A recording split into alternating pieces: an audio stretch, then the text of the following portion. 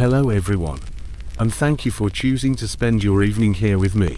If you enjoy these stories, I'd truly appreciate your subscription, like, and comment. It only takes a second for you, but it means the world to me and helps make each video even better. Now, get comfortable and let's begin. Tonight, we're going to step back more than 200 million years to follow one of the most extraordinary stories in the history of life: the rise and fall of the dinosaurs. How did these animals go from small two-legged reptiles to the giants that ruled the land, sea, and sky? What kinds of worlds did they live in, and how did they adapt as continents shifted and climates changed? And finally, what led to their sudden disappearance after more than 160 million years of dominance?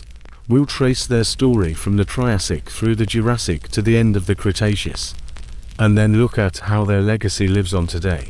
It is a tale of evolution, survival, and sudden catastrophe written across ancient rocks and fossils. As always, I'd love to know where in the world are you listening from, and what time is it for you? Whether you're drifting towards sleep or simply curious about the distant past, I'm glad you're here. Now, let's begin. About 252 million years ago, life on Earth came closer to complete collapse than at any other time in history.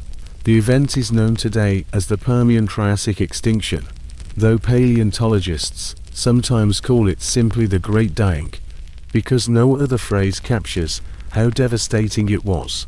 Imagine a world where 9 out of every 10 living things, whether in the seas or on land, simply vanished.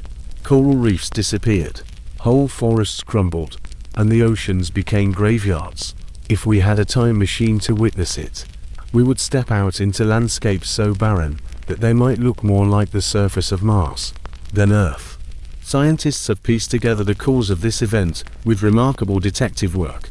The evidence points to colossal volcanic eruptions in what is now Siberia, known as the Siberian Traps, over the course of hundreds of thousands of years.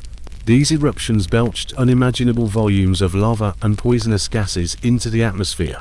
Carbon dioxide levels soared, creating a greenhouse effect so extreme that ocean waters warmed, lost their oxygen, and turned hostile to most marine life. Sulfur dioxide brought acid rain, devastating the land plants that still remained. The world entered a vicious cycle of warming, dying, and more warming. By the end, around 90% of all marine species and roughly 70% of terrestrial species were gone. When the dust and firestorms eventually subsided, the survivors faced an emptied world. In some places, only ferns grew, which paleontologists know because of the fern spike in the fossil record layers of rock, where spores of ferns are suddenly dominant, as if these hardy plants rushed in to cover the ruins of forests. On land, most of the great reptilian lineages of the Permian had been swept away. Among the few that managed to cling on were small, pig-sized herbivores called Allosaurus. Fossils of this squat, tusked creature have been found everywhere from Russia to Antarctica. This shows that in the early Triassic, it spread almost everywhere, likely because there was so little else around to compete with it. The planet itself looked very different from what we know today. All the continents were still fused together into the supercontinent Pangaea, an immense landmass that stretched from pole to pole. The interior of Pangaea was an unforgiving desert. The oceans were so far away that the land baked under intense heat, and seasonal rains often failed to reach inland regions. Imagine a single continent that contained both the size of Africa and Asia combined, with vast stretches of arid plains where only the toughest creatures could survive. The edges along the coasts were more forgiving, but even there, life was sparse compared to what had come before. In this unpromising setting, new groups began to take tentative steps into prominence. Among them were the Allosaurus, a broad family of reptiles that included the ancestors of crocodiles and, importantly, dinosaurs. The Allosaurus had features that gave them an advantage in a harsh world: more upright postures for efficient movement, stronger lungs, and possibly higher metabolisms than many of their competitors. While early Allosaurus were not particularly large or numerous at first, their adaptations allowed them to endure the Triassic climate and steadily spread. The early Triassic, then, was a peculiar time. It was not yet the age of dinosaurs, and it hardly looked like an age of anything. Life was recovering in fits and starts, with ecosystems so fragile that a drought or a flood might wipe out an entire region's population. Yet slowly, small reptiles, amphibians, and plants began to rebuild the tapestry of life. Rivers cut through the deserts of Pangaea, providing strips of green where animals could gather. Insects, always opportunists, diversified and thrived. Strange amphibians the size of crocodiles lurked in swamps, and amidst this scattered cast, the Allosaurs were quietly taking hold, ready to set in motion the next great chapter in Earth's history. The stage was set, though no one could have guessed it. Then, out of this world of scarcity and hardship, a lineage would emerge that would eventually give us Diplodocus and Triceratops, Velociraptor and Tyrannosaurus rex. But at this early moment, they were only modest creatures surviving in a battered world that had only just avoided complete lifelessness. If you had walked through a Triassic forest about 235 million years ago, you would not have recognized the Earth as the planet we know. The sun was hotter, the atmosphere had more carbon dioxide, and the very smell of the air would have been strange to us. Oxygen levels were lower than today, and the ground was often baked hard by seasonal droughts. The land was still dominated by Pangaea, the single supercontinent that sprawled across nearly a third of the planet's surface. To the east lay vast deserts with dunes larger than skyscrapers. To the west ran stretches of swampy floodplains, and scattered in between were forests of conifers and cycads that struggled through searing summers and sudden storms. It was here in this demanding world that the first dinosaurs quietly stepped onto the stage. The earliest dinosaurs were not mighty giants. In fact, they were so modest that 4 years paleontologists overlooked their remains, confusing them with the bones of other reptiles.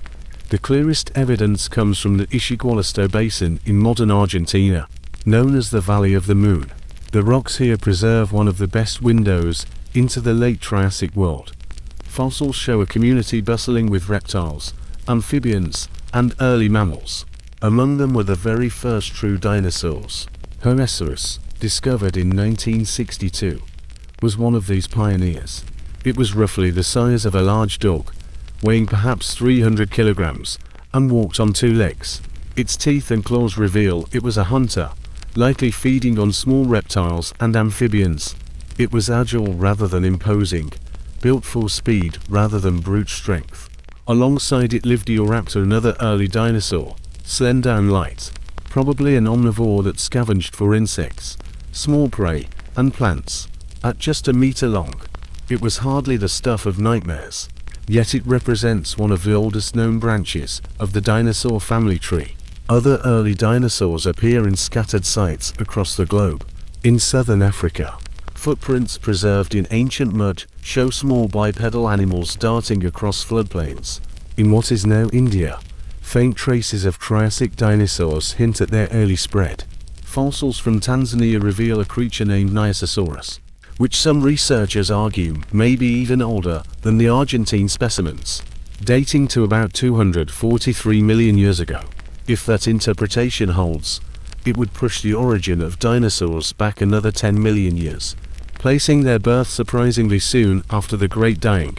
What is clear is that dinosaurs began as a minor group, a handful of species in a world where other reptiles still reigned supreme. To understand why dinosaurs remained in the background for so long, one has to look at their competition. The Triassic was filled with fearsome creatures. Giant amphibians lurked in rivers, some as long as cars, snapping up fish and the occasional small reptile. On land, the real heavyweights were the Rausuchians, huge crocodile-like predators that could grow 7 meters long and stalk the plains with terrifying jaws. These were the apex hunters of their day, and compared to them, the early dinosaurs looked like nimble but insignificant upstarts. Even in the herbivore ranks, dinosaurs did not dominate. Early plant eaters included hefty, barrel-bodied reptiles like Placerias, which weighed nearly a ton and grazed in herds along river valleys. Next to such robust animals, The small bipedal dinosaurs were unlikely candidates for future dominance. And yet, they had something special. Their skeletons show traits that gave them an edge. Their legs were positioned directly under their bodies, allowing them to move more efficiently than the sprawling gait of most reptiles. This upright stance made them quicker and able to sustain longer bursts of activity. Their hip and ankle joints hint at agility, while their lungs may have been more efficient than those of their contemporaries, perhaps similar in design to the highly effective respiratory systems seen in modern birds. These subtle advantages were not enough to make them rulers overnight, but they helped them persist in ecosystems where others faltered. For millions of years, dinosaurs remained a footnote in history. They shared the Triassic world with mammal-like reptiles, giant amphibians, and the dominating crocodile kin. They lived in the shadow of more imposing predators, scavenged what they could, and grew slowly in number. If you had been able to survey Earth's animals at 220 million years ago, you might have dismissed dinosaurs as a minor group unlikely to last. No one then could have guessed that these small creatures tucked away on the margins of ecosystems would one day give rise to the largest land animals the world has ever seen. Their story was only just beginning, and the twist of fate that would propel them forward was still a few million years away. The rise of the dinosaurs did not begin with a glorious triumph. It began because the world fell apart again. About 201 million years ago, at the boundary of the Triassic and Jurassic, Earth lurched through another crisis that wiped out much of the competition and cleared space on the stage. Paleontologists know this event as the End-Triassic mass extinction. It was not on the same scale as the Great Dying at the end of the Permian, but it was devastating nonetheless. Roughly 3/4 of species vanished from the record. In the seas, many shelled creatures that had limped through earlier troubles finally gave up. On land, large reptiles that had dominated for tens of millions of years lost their positions. The winners were the survivors, those who were agile enough to endure the chaos, and fortunate enough to inherit the vacant niches. The culprit of the catastrophe is captured in stone across 3 continents. When Pangaea began to split, the Earth's crust cracked along the growing seam that would one day become the Atlantic Ocean. From these deep fissures poured floods of basaltic lava in volumes difficult to imagine. Geologists call this colossal outpouring the Central Atlantic Magmatic Province. You can see its frozen remains today in Marco, in the Bay of Fundy region of Nova Scotia, in New Jersey and the Hudson Valley, as well as in parts of Brazil. These are stone staircases of black rock stacked hundreds of meters thick, a frozen record of how the planet bled molten stone. The eruptions did not last a single weekend.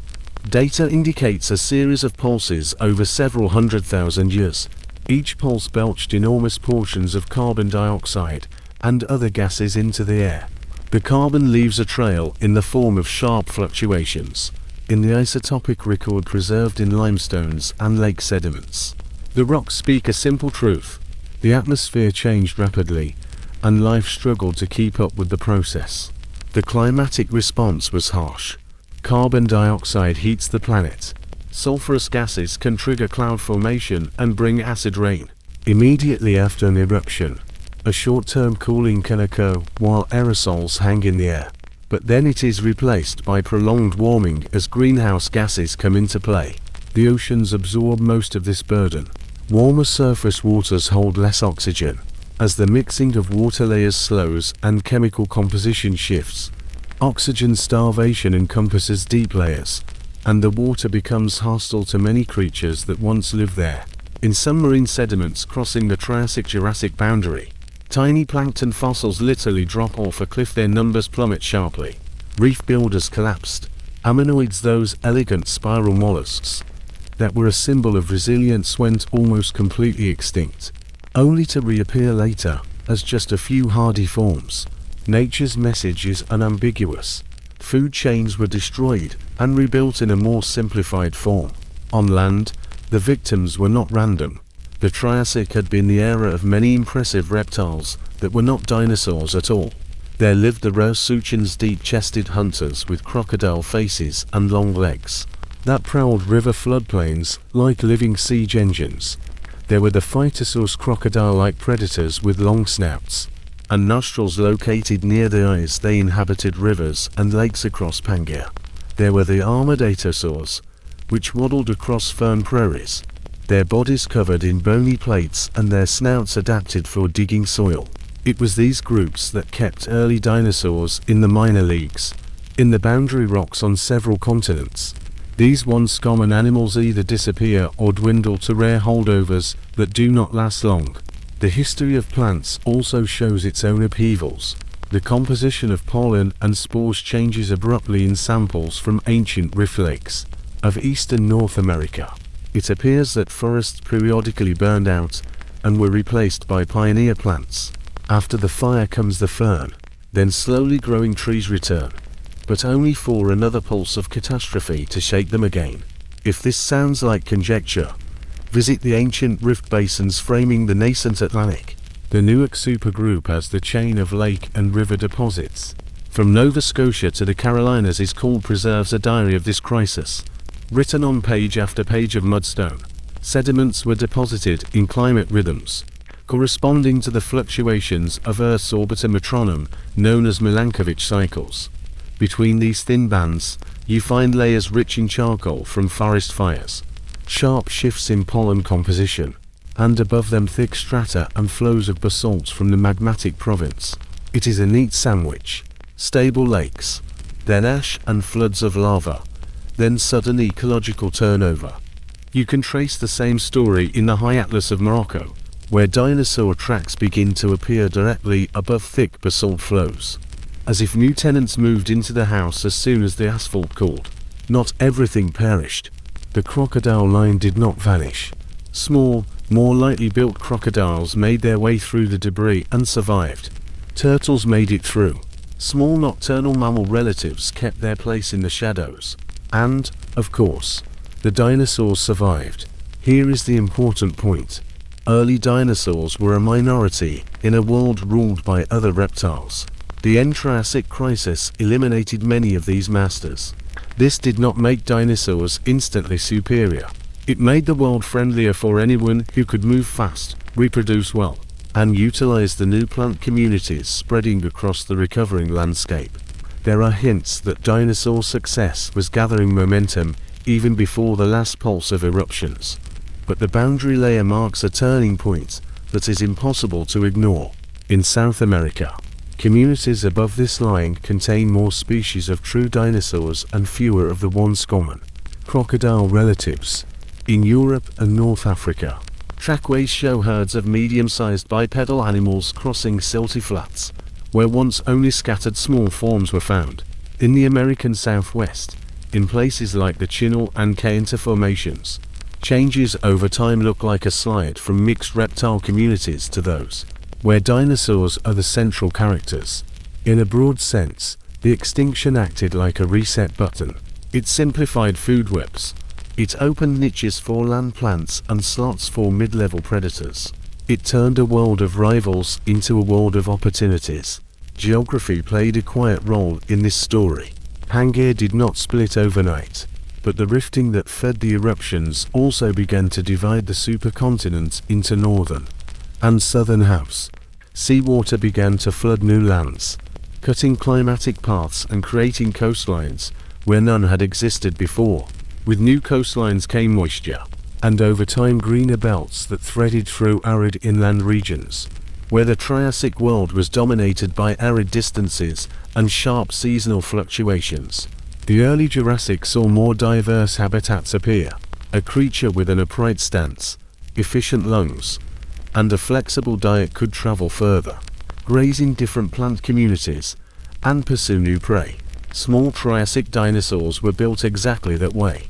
They did not need to reinvent themselves to take advantage. They simply needed space. When we think about mass extinctions, it is tempting to obsess over the horror. That is fair. But the history of life is also a record of recoveries. Ferns rush to burn sites because they can. Lake plankton returns because any patch of sunlit water beckons their kind. Animals, mobile and adaptable, thrive in the early stages of recovery. In a Triassic world reset by basaltic floods and climatic shock, Dinosaurs fit this template perfectly. They knew how to run. Many were light on their feet and social enough to quickly occupy vacant spots. Their respiratory systems likely allowed for higher activity levels than many competitors. Simply put, they were ready for a planet that had changed its rules. By the time the last lava cooled and the atmosphere returned to a new normal, dinosaurs had moved from the sidelines to the very center of the story. The extinction did not crown them as kings, but it handed them the keys to empty rooms across the great landmasses. From that moment, the path leads to the familiar Jurassic world of long-necked giants and confident predators. The takeover did not happen in a single season. It took millions of years and many local dramas we will never know. But in a broad sense, the crisis of the end of the Triassic became the fulcrum. It created a world where dinosaurs could finally flourish. Once the smoke from the upheavals of the end Triassic thinned, the world was left with landscapes both scarred and strangely promising. For the animals that endured, the new dawn of the Jurassic was a world of open ecological space. Entire categories of predators and herbivores had been erased. What remained were patches of opportunity waiting to be filled. Into these gaps stepped the dinosaurs, creatures that until then had lived in the background, unremarkable compared to the massive Rausuchians and crocodile relatives that once paced importantly across Pangaea. When these rivals vanished, the stage suddenly became much quieter. Dinosaurs, with their efficient lungs, vertical limbs, and adaptable diet, began to master niches that were previously inaccessible to them. Across the scattered continents of the early Jurassic, their tracks tell this story. Literally in many cases in the Connecticut River Valley in New England, on the highlands of southern Africa, and in the sandstone beds of western China, paleontologists traced the paths by which herds of bipedal dinosaurs once crossed riverbanks. These prints show animals of different sizes moving together, sometimes adults with juveniles. The message is clear. Dinosaurs were no longer just scattered individuals. They reproduced and moved in groups, spreading across the globe. With the start of the Jurassic, the animals themselves began to divide into recognizable families. Herbivores chose one path. Their necks elongated, their torsos became more massive, and they grew to giant sizes to digest enormous volumes of ferns and conifers. These were the early sauropodomorphs, distant relatives of the giants that would one day dominate the Jurassic and Cretaceous periods. A genus named Plateosaurus, found in Europe, reached lengths of 7 to 10 meters already in the late Triassic and early Jurassic. It was one of the first large herbivorous dinosaurs with long cervical vertebrae and strong limbs that allowed it to feed at different heights. Fossil bone beds in Germany yielded dozens of individuals, suggesting they lived in groups and perhaps perished together from droughts or floods. Plateosaurus shows that even before the appearance of great sauropods like Diplodocus and Brachiosaurus, the evolutionary trend toward increased mass and reach was already launched. The carnivorous branch of the family tree was no less ambitious. Small hunters like Coelophysis from North America, slender and light, about 3 meters long, were among the first to flourish. Thousands of Coelophysis bones were found at Ghost Ranch, New Mexico, suggesting they were common and perhaps social animals, moving in packs or gathering in large groups. Their teeth were finely serrated, perfectly suited for slicing small reptiles and early mammals. Other early theropods, such as Dilophosaurus, recognizable by the pair of crests on its head, patrolled river floodplains in what is now Arizona about 180 million years ago, reaching over 6 meters in length. Dilophosaurus represents a step toward the larger predators that would follow. He was not yet the supreme hunter of his time, but he shows that carnivorous dinosaurs were already experimenting with size, strength, and ecological roles.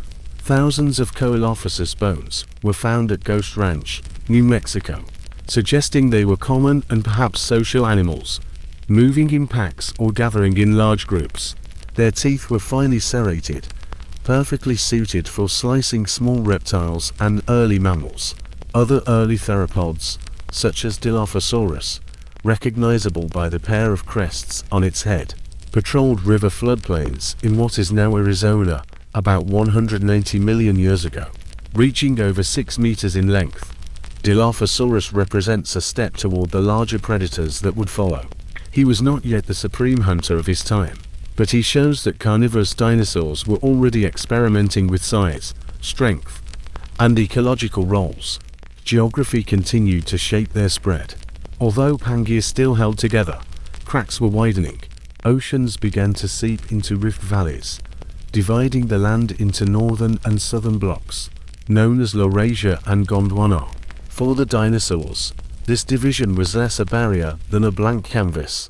With moistening climates in some areas and expanding plant life, herds of early sauropods moved outward. Their remains have been found on almost every continent from South Africa to China and the American Southwest. This is proof that dinosaurs had already become a global force. It is striking how quickly they became the central element of ecosystems. Where Rossuchans had once ruled as apex predators, theropods took over. Where Atosaurs had once roamed as the main herbivores, sauropodomorphs spread. Within a geologically brief window, the balance of life shifted. Dinosaurs in the Jurassic were not just surviving, they were flourishing, diversifying into forms that could graze, hunt, defend themselves, and travel over enormous distances. Their physiology seemed specially created for a world that had been cleared by catastrophe, and was now recovering. The fossil record of this time gives us glimpses of a world in motion. In the red rocks of the Navajo Sandstone in Utah, theropod tracks march across dunes, showing that they could cross arid deserts where food and water were scarce. In the forests of today's Chinese Yunnan province, Lophingosaurus skeletons lie in ancient sediments, showing that sauropodomorphs were already experimenting with larger bodies and longer necks.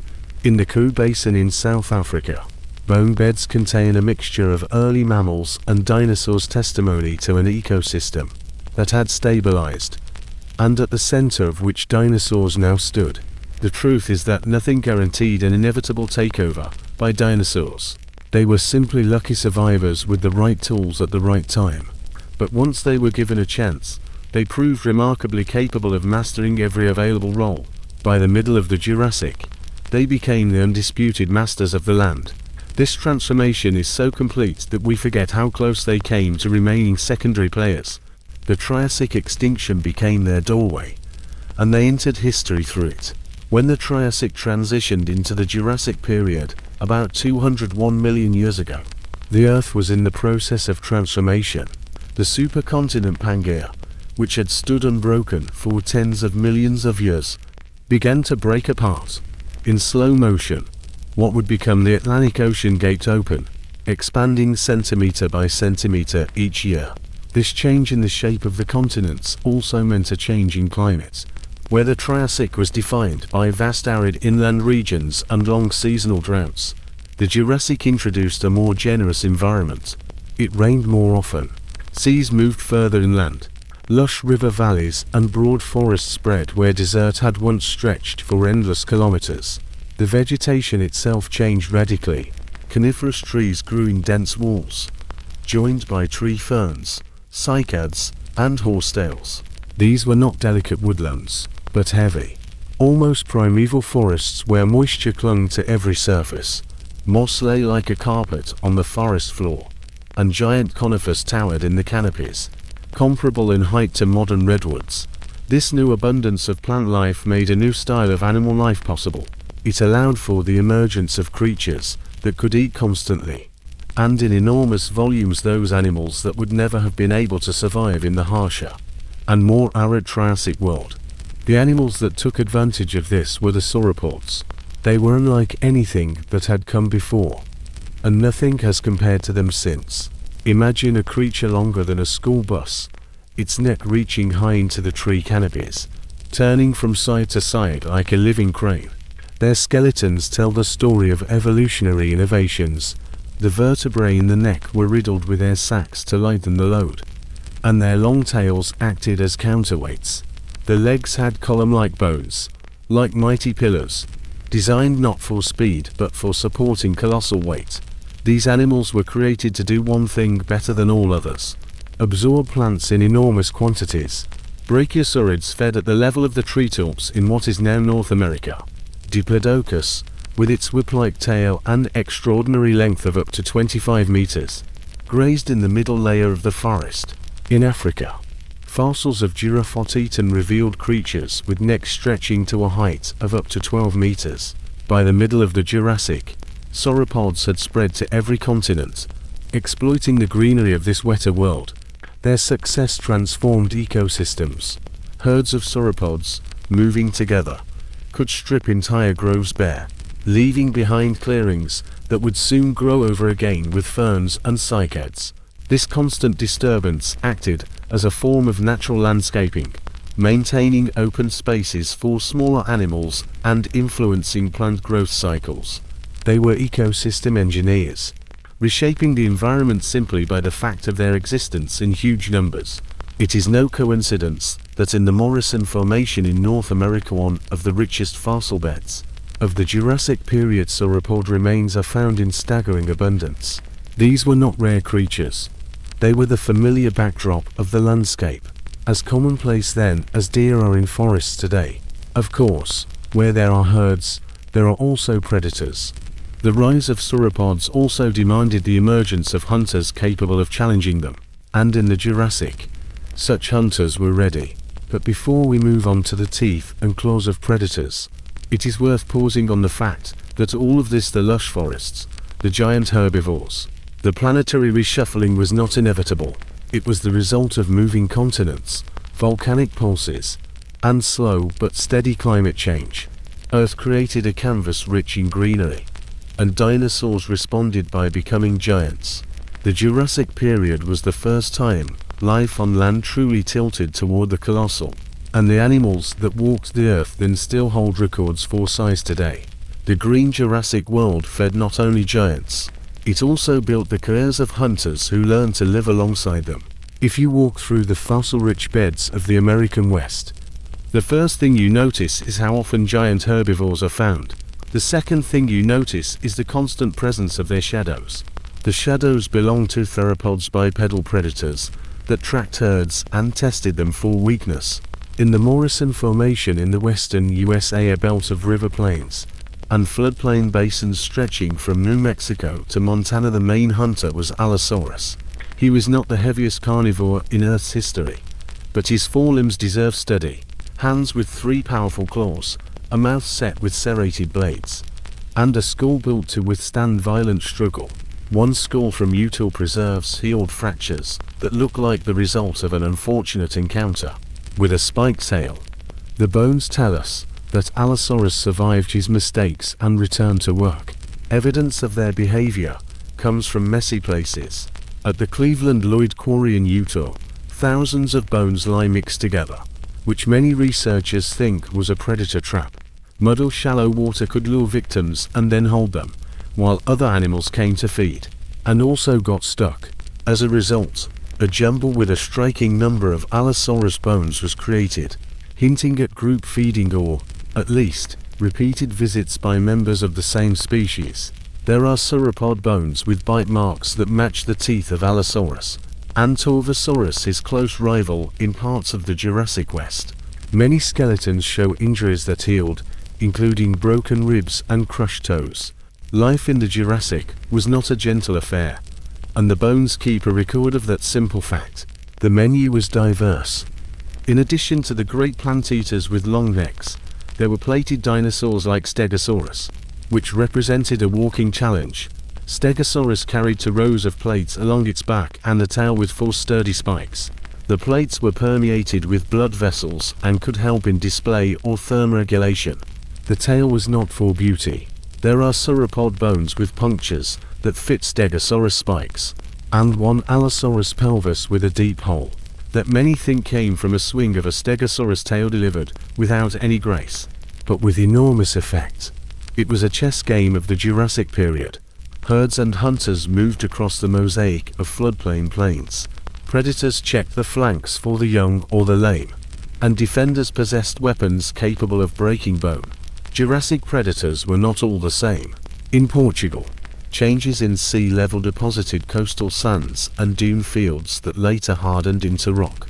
In these rocks, The Lauren Formation has yielded large theropods, such as Torvosaurus and Lorinosaurus, along with nests and eggs that give a family touch to this story. In East Africa, at Tendaguru near the coast of Tanzania, German expeditions in the early 20th century uncovered an entire community of Jurassic life. There were sauropods, such as Giraffatitan, and standing beside them was a tall predator known as Allosaurus elita hunter, that likely chased down small prey. In China, the Sichuan basins hold Sinosaurus and Yangchuanosaurus, large carnivores that patrolled forests that were dense and wet for much of the year. In each region, the cast varies, but the pattern repeats. Large theropods sit at the top. A range of middle-sized hunters fills the middle, and small, keen-eyed predators seize opportunities, eating eggs and anything unwary. How did these animals bring down prey that could weigh as much as a truck or a small house? The answer lies in anatomy and impatience. The jaws of Allosaurus did not crush bone like those of the Cretaceous tyrants. That would appear later. Instead, the skull worked almost like a hatchet. Neck muscles drove the head down. Serrated teeth left deep wounds. And then the predator retreated, allowing blood loss and shock to do most of the work. This is supported by the nature of the tooth wear and the architecture of the skull, which could flex slightly upon impact. This method would have been most effective against flanks and tails. The predator did not need to fell a giant with a single move. It needed to wound it and then follow until the landscape finished the job. Trackways add movement to this picture.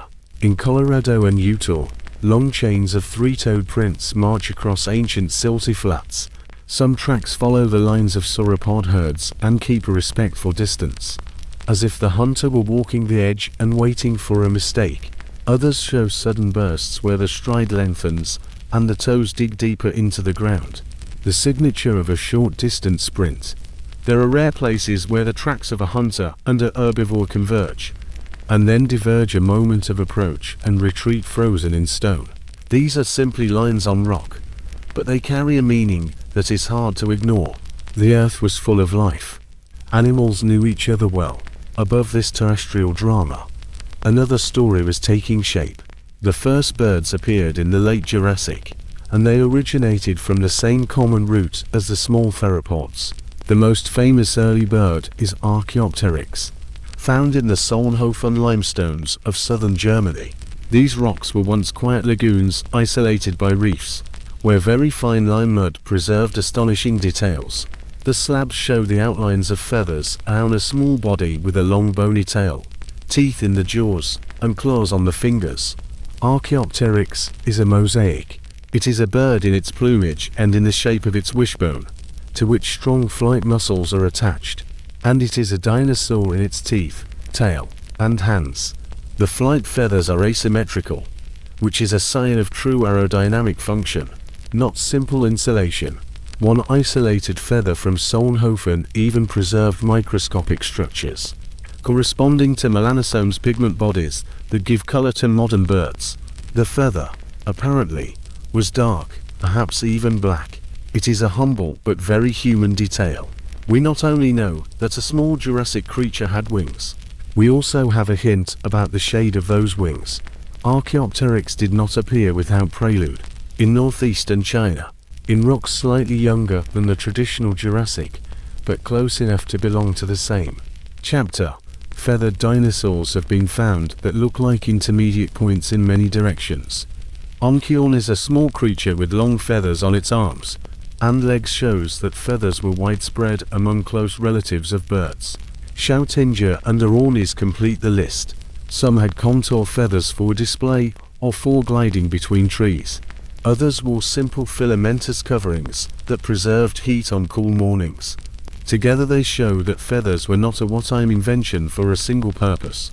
It was a toolkit. Heat, display, maneuvering in branches, and, finally, true flight grew out of that same basic structure. The first birds had to learn to live in a world full of sharp teeth. Perhaps that is why their bones were hollow and light, and their shoulder girdles strong enough to withstand the repeated impacts of flapping flight. In the Solnhofen beds, Archaeopteryx share space with small crocodilian forms, with fish, with dragonflies as large as your palm, and with long-tailed pterosaurs that had already mastered the air. Pterosaurs were not birds at all, but represented a separate group of flying reptiles that had taken to the sky back in the Triassic. By the Jurassic period, they were confident flyers that glided over lagoons or hunted insects over forest clearings. The fact that birds invented flight in a world where competent flyers already existed speaks to the richness of the aerial environment. In the sky, there was room for more than one solution. What did early flight look like in daily life? Imagine a humid chain of islands in what is now Bavaria. The sun is high, but its light is softened by haze. Shallow pools, bordered by reef walls, are quiet and calm. A small feathered animal runs from the forest edge onto the flats, grabs a stranded insect, and then takes off with a few quick flaps of its wings and glides onto a low branch. It is not a soaring gull or a hummingbird. It is a cautious jumper that can climb, flutter its wings, and escape from a sudden rush from below. Over time, a more powerful rib cage and a shortened tail would make birds better at all of this. But the first chapter is already clear. Feathers, which began as thermal insulation and signal flags, became aerodynamic surfaces. Arms, which once pushed the body up a log, became wings. There is a temptation here to draw a line between the ground and the forest canopy, to say that giants ruled below, while a new experiment took place above. The truth is more closely intertwined. Many small theropods on the ground were likely feathered and warm-blooded, with fast hearts and a high demand for oxygen. Evidence of the presence of air sacs inside the bones hints at respiratory systems, more similar to the systems of modern birds than lizards. The jump from ground runner to flyer was not a single leap. It was a long series of small steps taken by cousins across many habitats. Predators and the first birds were parts of one continuous family that tried different strategies in a changing Jurassic world. By the end of the Jurassic period, the outlines of later eras were already in place. Large theropods held the role of apex hunters on most continents. Plated and armored herbivores kept them on guard. Herds of long-necked giants shaped forests and river plains simply by eating them. In the trees and above them, small feathered animals took the first real steps toward the modern sky. None of the famous Cretaceous names had appeared yet. That is all still to come.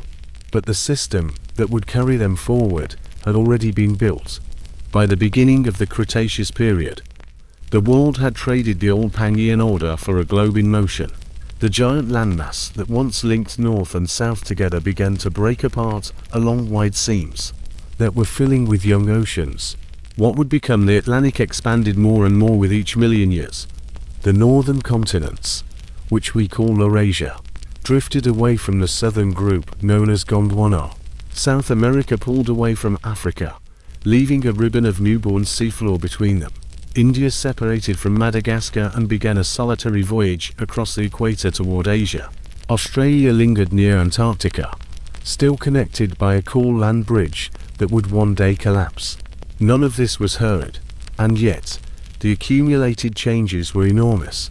With new seas came new coastlines. With new coastlines came fresh winds and different rains. And with that, the surface of life began to reorganize. The climate followed the continents. The Cretaceous period was a greenhouse chapter. Carbon dioxide levels were high. There was no ice at the poles. Sea levels rose, flooding the land. In many places, shallow epicontinental seas stretched hundreds of kilometers inland. These waters were warm and often clear, a quiet realm for mollusks, fish, and marine reptiles, as well as a path for storms that carried moisture far into the continents. River systems lengthened and branched. Floodplains expanded. Places that had once been harsh depending on the season became milder. Even in high latitudes, the world was surprisingly temperate. Fossil wood and pollen show that in parts of Antarctica, during the middle of the Cretaceous period, cool tropical forests grew. In the north, in what is now Alaska and Siberia, coniferous forests towered, enduring long polar nights. This suggests that some dinosaurs lived in conditions of multi-month winter darkness and meager sunlight. Warm oceans were not always hospitable.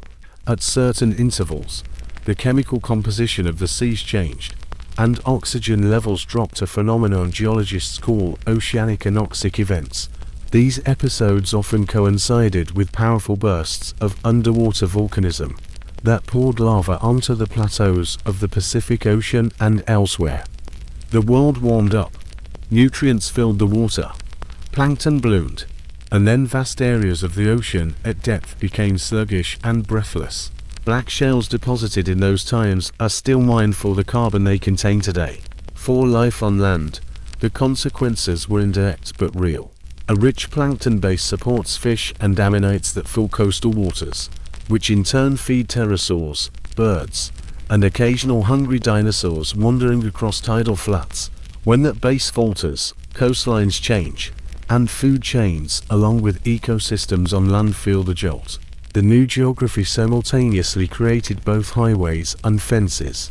When South America and Africa diverged, animals on both sides began to follow different evolutionary paths. Similar splits occurred as the northern land masses pulled away from each other. Europe turned into a mosaic of islands fringed by reefs and lagoons. Broad inland basins spread across Asia, irrigated by monsoon rains. Later in this period, a long shallow sea formed in North America, cutting the continent in half. Eventually, it would be called the Western Interior Seaway. This inland sea divided the continent into eastern and western parts and turned river floodplains into long green crescents along its shores. With isolation came local character. Dinosaurs on each continental stage began to look distinctive, not because they broke the rules of their kind, but because each landscape offered its own combination of plants, predators, and climates. Plants tell the clearest story of change. Throughout the Jurassic period, conifers, cycads, and ginkgos were the backbone of the forests. In the early Cretaceous period, a quiet revolution began among the shrubs and small trees under their canopy. New forms appeared that produced flowers and enclosed their seeds in fruits. These were the first angiosperms. At first, they were not spectacular. Many were low-growing shrubs along lakes and streams. Some had simple blossoms that no one today would glance at twice. But they had an advantage. Flowers recruited insects as couriers in exchange for nectar or pollen. Beetles, flies, and early wasps transported genetic material from plant to plant. This bargain accelerated evolution and encouraged specialization. Over time, this partnership would branch out into orchids, figs, and oaks. But the first steps were modest and highly effective. Evidence of this botanical shift is found in lake deposits from Spain to China, and in rock layers in the western United States. Pollen with the characteristic shapes of flowering plants begins to appear in layers. From the middle of the early Cretaceous, leaves with smooth margins and branching veins, distinct from the stiff needles and scale-like leaves of conifers, become increasingly common. Seeds wrapped in a fleshy coat suggest that some plants had already begun to recruit birds and small mammals as unwitting gardeners. Insects changed along with them. Fossils in amber record mouth parts adapted for drinking and bodies dusted with pollen that still clings after 100 million years. Bees in the modern sense would appear later, but the cast of pollinators was already quite active. The ascent of flowers did not push the old guard off the stage. Conifers still towered over many landscapes. Tree ferns continued to fill damp hollows. Cycads still dotted open spaces. The changes affected balance and texture. Under the conifer canopies, patches of flowering shrubs turned the undergrowth into a richer pantry. Along riverbanks, angiosperms quickly colonized disturbed soils and stabilized them, changing the way floodplains recovered after storms. On drier hills, early flowering trees began to form groves that dropped nutritious leaves onto the ground each season. Herbivores noticed such an improvement. Smaller plant eaters could feed more efficiently, and large ones could move from patch to patch and find fresh growth sooner. Over time, this would change the shape of their jaws and stomachs. But in the early Cretaceous, it was enough that food simply became more plentiful and available in different places. Rainfall patterns changed along with the continents. As the Atlantic expanded, warm currents flowed along new coasts and carried moist air inland. Monsoon systems intensified over Asia as the continental mass warmed with summer heat. The result was a planet with more belts of seasonal rain and fewer inland regions that remained completely dry for many months. In the geological record, this manifests as thicker layers of river silt and fewer sequences of wind-blown sand. It is also visible in the growth rings of fossil wood, which mark steady seasons rather than wild fluctuations. Dinosaurs moved following these changes. Herds followed rivers that now flowed abundantly for longer during the year. Nesting sites expanded along stable shorelines. In places close to the poles, dinosaurs adapted to dim winter light, which may have given an advantage to animals with good night vision and warm bodies. The early Cretaceous period breathed life into new coasts. Barrier islands bordered extensive shallow seas. Behind them lay marshes, deltas, and quiet bays. These were nurseries for fish and the great marine reptiles that patrolled the waters, and pantries for everyone who could wade or fly. Pterosaurs hunted over these waters using long, narrow jaws with thin teeth. Early birds learned to catch insects over the reeds and rest in bushes on the sand. Crocodile relatives glided in brackish streams. Dinosaurs wandering onto the flats left tracks that turned into stone. The chains of these tracks tell us that herds crossed during low tide, and small predators tracked prey along the edges where crabs and worms hid. Not all changes came from the sea. Mountains grew where continents collided. As Africa drifted north, the Tethys Ocean between Africa and Eurasia narrowed, and arcs of volcanoes flared along its edges. When India later approached Asia near the end of the period, this collision would raise the Himalayas. But even before that time, the convergence of plates changed winds and rains over a sixth of the planet. Erosion filled rivers with new sediment. This sediment formed broad plains, meandering from the highlands to the coasts. On these plains, soils matured into layered profiles rich in clay and iron, a signal of a warm, wet climate that persisted year after year. Such soils hold plant roots well, and they also perfectly preserve dinosaur footprints. If you could take a leisurely flight over the Earth at that time, you would notice how stitched together it seems by water. New sea routes curve between lands. Lakes fill rift valleys where the Earth's crust has stretched. Marshes and forests spread like carpets over long, low shelves. The animals we follow were made for such a world. Long-necked giants could walk for days and never lack forage. Horned and beaked herbivores would soon appear and take advantage of fast-growing herbs. Along streams, predators could patrol green corridors stretching for hundreds of kilometers. In the trees, where shade meets the breeze, small feathered creatures tried new ways of living. The environment was more generous than in the Triassic, and more diverse than in the preceding Jurassic. Diversity is opportunity in biology. There is another feature of the early Cretaceous worthy of attention. Recovery from the end Triassic crisis had long since concluded, and life became inventive. Experiments multiplied. On land, this was evident in the mixing of plant communities, in the sea in reefs built by new species of corals, and in huge schools of swift fish. In the air, in the growing diversity of wing shapes and beaks among early birds and pterosaurs. The planet itself invited this inventiveness by offering a mild climate, broad coasts, and corridors for migration. When we speak of the Cretaceous as a long chapter, this is exactly what we mean. It is a time when the scenery continues to unfold, and life continues to find new roles within it. If you want a place where deep time feels close enough to touch, go to the Liaoning Lake deposits in northeastern China. The early Cretaceous ash that fell there performed a kind of quiet magic. It settled over ponds and forests, buried fish, leaves, and small creatures where they lay, and preserved even the texture of skin and the delicate filaments of feathers. The result is a gallery of moments from about 125 million years ago. On these slabs, one can see a feathery outline surrounding a small hunter. One can see a tail with stripes.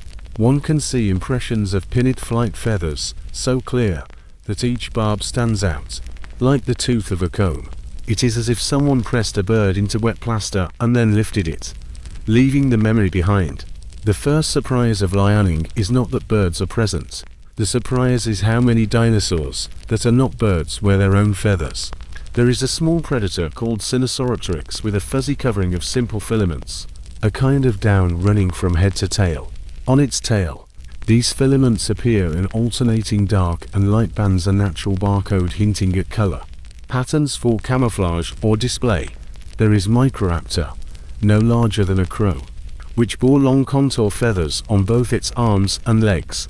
When spread, these four feathered limbs give the animal the appearance of a flying kite. Aerodynamic model tests show that it could glide well, and perhaps even manage short bursts of active flight. In the same strata lies Yucatan, a predator large enough to make you step back upon meeting it, with shaggy filamentous feathers along its neck and torso. This single find overturned the old assumption that large carnivores must have been entirely scaly. Feathers, it turned out, were not a privilege of small creatures only. Feathers in these animals performed many tasks long before they lifted a body into the air. Insulation is the most obvious, especially in regions with cool seasons and perhaps winter frosts. Display is another task, as evidenced by the fan-shaped structures on tails and arms, and the way some feathers form crests or plumes that would catch the eye of any neighbor. There was also protection for eggs and chicks. A parent with a feather covering could brood a clutch, keeping it warm and shaded. In Mongolia, oviraptor dinosaurs were found frozen over their ring-shaped nests with arms outstretched in a circle. The pasture looks like a living umbrella. Modern birds do the same on a windy day. The lineage leading to birds carries a series of skeletal refinements that read like notes. For a flight manual, the collarbones fuse to form the furcula. This is the very bone that strengthens the rib cage, taking the load during each wing beat. The sternum increases and begins to bear a keel, where flight muscles can attach more securely. The wrists become more flexible, so that the hand can fold the wing to the body. The tail shortens into a compact stump known as a pygostyle, which allows tail feathers to fan out and control flight without dragging a long bony counterweight. Through the air, the lungs permeate a system of air sacs penetrating the bones, making them light and rigid, and helping the animal drive a continuous stream of fresh air through the respiratory system. All of this combined creates an engine possessing both power and endurance. Lioning gives us early experiments. In other places, we find later steps that look closer to familiar birds.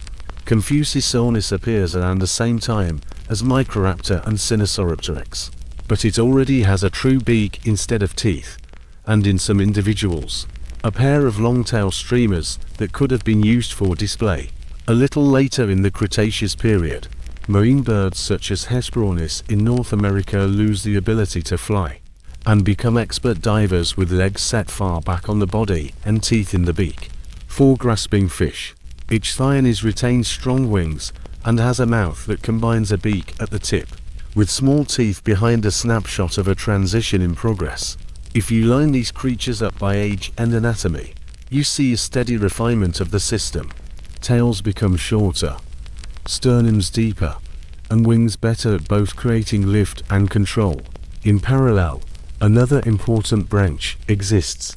Many small terrestrial theropods that are not birds also bear quills and contour feathers. Velociraptor, for example, has bumps on its forearm known as quill knobs, which in modern birds are the anchor points where feathers attach to the bone. This means that this hunter wore substantial feathers on its arms, even if it could not fly. Other fossils from Siberia, including the herbivorous Culindrodromus, demonstrate filamentous coverings and even scale-like structures, similar to early experiments with feathers in dinosaurs outside the avian line. Put these finds together, and the simplest explanation is that the genetic toolkit for creating feathers and feather-like structures was widespread. Feathers were a common resource that different branches adapted for warmth, display, brooding, gliding, and only later for full-powered flight. The chemistry of color leaves its own quiet signals in the rock. Under a microscope, some fossil feathers preserve microbodies that match the size and shape of melanosomes. The pigment packets that give color to modern feathers, arranged in a certain way, These bodies produce blacks and browns, and in other structures an iridescent sheen. Analyses of Microraptor and Onchornis point to dark plumage with a glossy finish, the kind of shine you can see on a grackle or a crow on a bright day. These are not absolute proofs of a palate, but they are strong clues that creatures inhabited the Cretaceous sky that not only flew well, but looked impressive while doing so. Behavior emerges in flashes. In thin-shelled eggs, embryos have been preserved with spines curled in the same posture used by modern chicks. Just before hatching, adult birds and their close relatives have been found with stomachs full of small stones, which in modern birds help grind food. Crop contents show seeds and fruits being eaten, a sign that new flowering plants had already found consumers among the feathered set. Perching feet with a reversed first toe are found, ideal for grasping branches. In some early birds, there are claws on the wings that would have been useful for climbing through dense brush, a kind of practice in agility on four limbs before the final transition to life on the wing. It is worth remembering that pterosaurs remained in the sky throughout all of this. They are not birds and solved the problem of flight differently, using a long fourth finger that supported a membrane wing, and a body also laced with air sacs.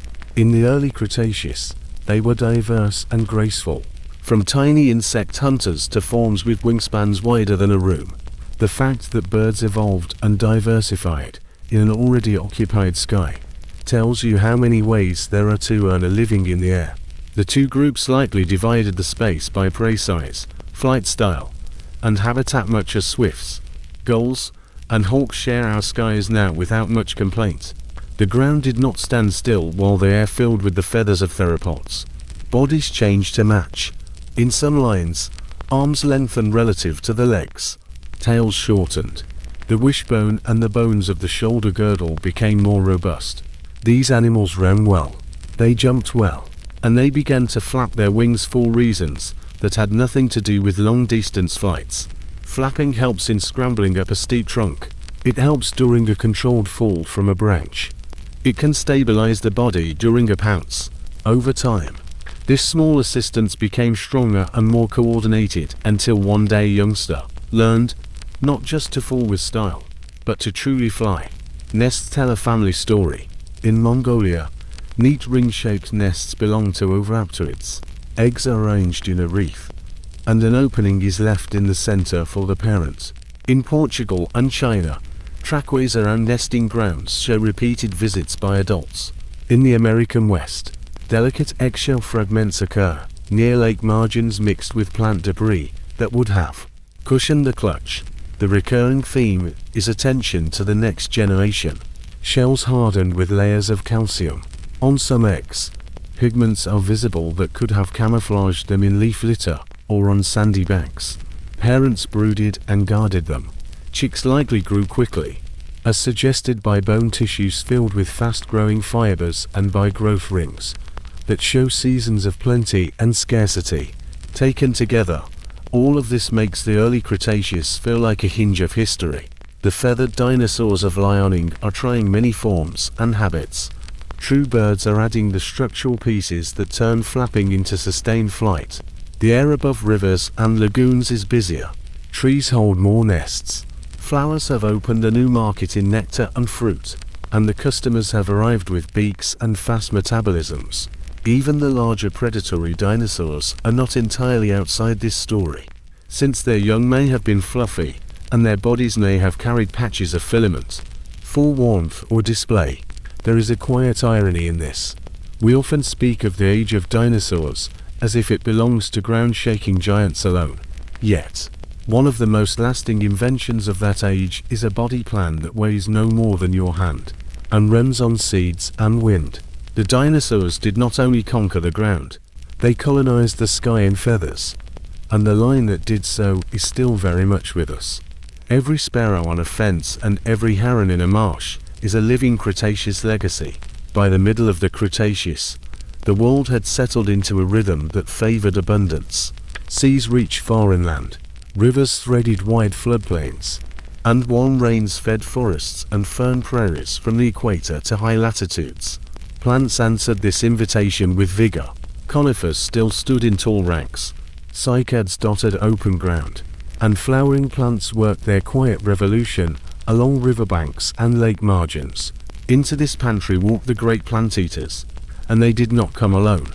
They came in numbers, in herds that could turn a valley into a moving horizon of backs and tails. In the south, the champions were Titanosaurs. Patagonia is their best stage. Here, the bones of Patagotitan and Argentinosaurus mark bodies that push the limits of what the land can support. Imagine an animal as long as two city buses and as heavy as a small cargo plane, necks sweeping through treetops while the hind feet churn the ground into soft ruts. These creatures were not rare accidents of evolution.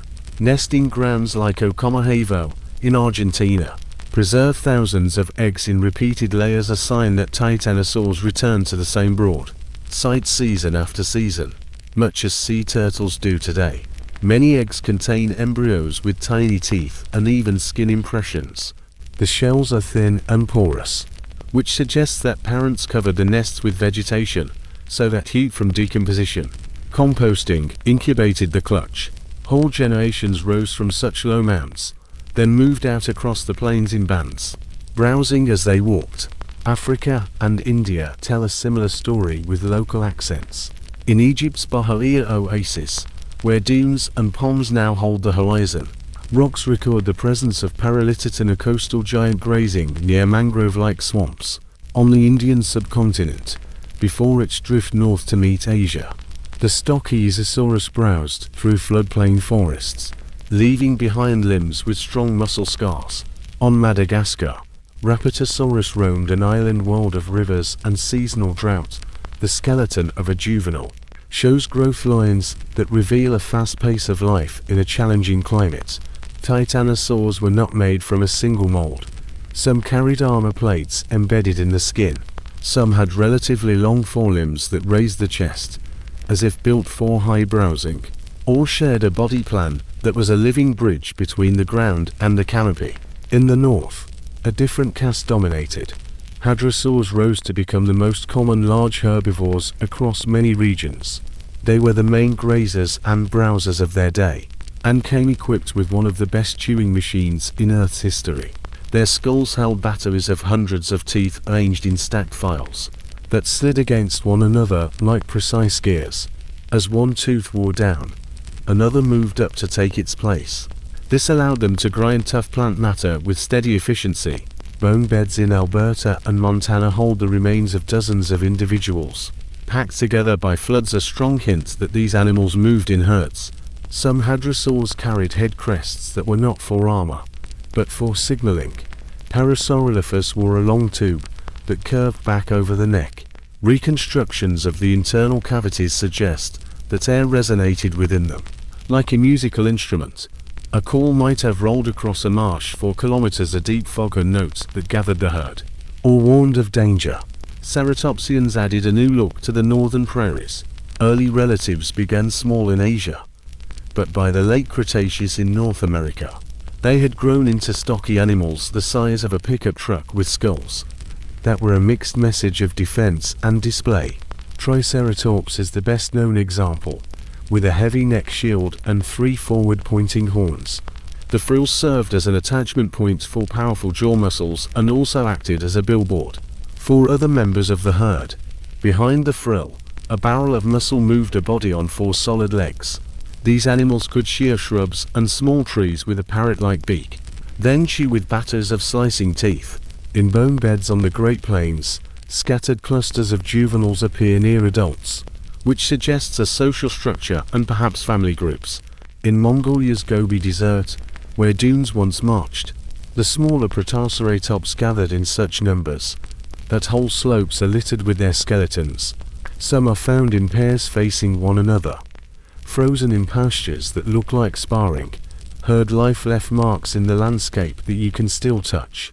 Trackways run in parallel lines for hundreds of meters across beds of hardened mud.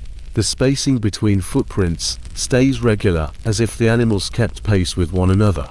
Sometimes a smaller trackway angles in and runs inside the line of a larger set, the likely path of a juvenile keeping close to a parent. Bone beds accumulate where rivers bend and drop their load. These collections tell us not only who lived there, but also who lived together. In Alberta's Dinosaur Park Formation, the remains of multiple ceratopsian species occur in the same layers. Meanwhile, in Montana's To Medicine Formation, Hadrosaur nest sites appear with a pattern of reuse, as if the herds returned each season to familiar ground. Skin and color rarely survive, but when they do, they offer a sudden jolt of life. Hadrosaur mummies from the western United States preserve pebbly scales and the outlines of the body, even down to the shape of the hands. Chemical studies of pigments in some feathered relatives of herbivores point to patterns of browns and reds, a sensible palette for a world of floodplains and forests. The overall impression is not of drab herds, but of animals tuned to their surroundings, some with display patches for social signals, others colored to vanish when still. All this abundance did not mean safety. Predators were never far away, and the defenses we admire in these herbivores exist because teeth and claws were practiced and persistent. Horns are costly to grow. Armor is heavy to carry. Tail clubs make movement clumsy in tight forests. No animal invests in such equipment without good reason. The reason paced the edges of every herd and watched for a stumble. Predators are the punctuation in any ecosystem. They are the commas that slow the herd and the periods that end a chase. In the late Cretaceous, the punctuation marks were large and sharp. They were written in different alphabets on different continents, but each set performed the same task. They tested the edges of herds, trimmed the slow and the careless, and kept the landscape honest. In western North America, the sovereign was Tyrannosaurus rex. This animal was not merely big, it was a moving argument for what bone and muscle can do. When pushed to the limit, the skull alone could be as long as a person is tall. The jaws closed with a force that turned bone into splinters. Tooth crowns were thick and oval in cross-section, built like chisels rather than knives, which allowed the bite to punch through horn and ribs without snapping the blade. The teeth often carry deep wear and chips, a sign that hard targets were a daily reality and not a last resort. The neck muscles that powered this machine were anchored on a set of vertebrae, braced like a bridge. You could not miss a dinosaur in life, and you cannot miss it in the fossil record either. It leaves pathologies behind, broken ribs that healed tooth abscesses that ate into the jaw, and then closed over with new bone bite marks on the faces of other dinosaurs that matched the pattern of their own teeth. It seems the rulers sometimes fought one another at close quarters. The tyrant family did not spring fully formed. Earlier in the Cretaceous, smaller and lighter relatives held the same role on northern continents. Gorgosaurus and Albertosaurus in Canada were slimmer and faster, with long shins and feet that suggest a hunter that could run down hadrosaurs in open country. In Asia, Tarbosaurus filled the top slot and hunted herds of duckbills and horned dinosaurs on broad basins that dried to dust in late-season winds.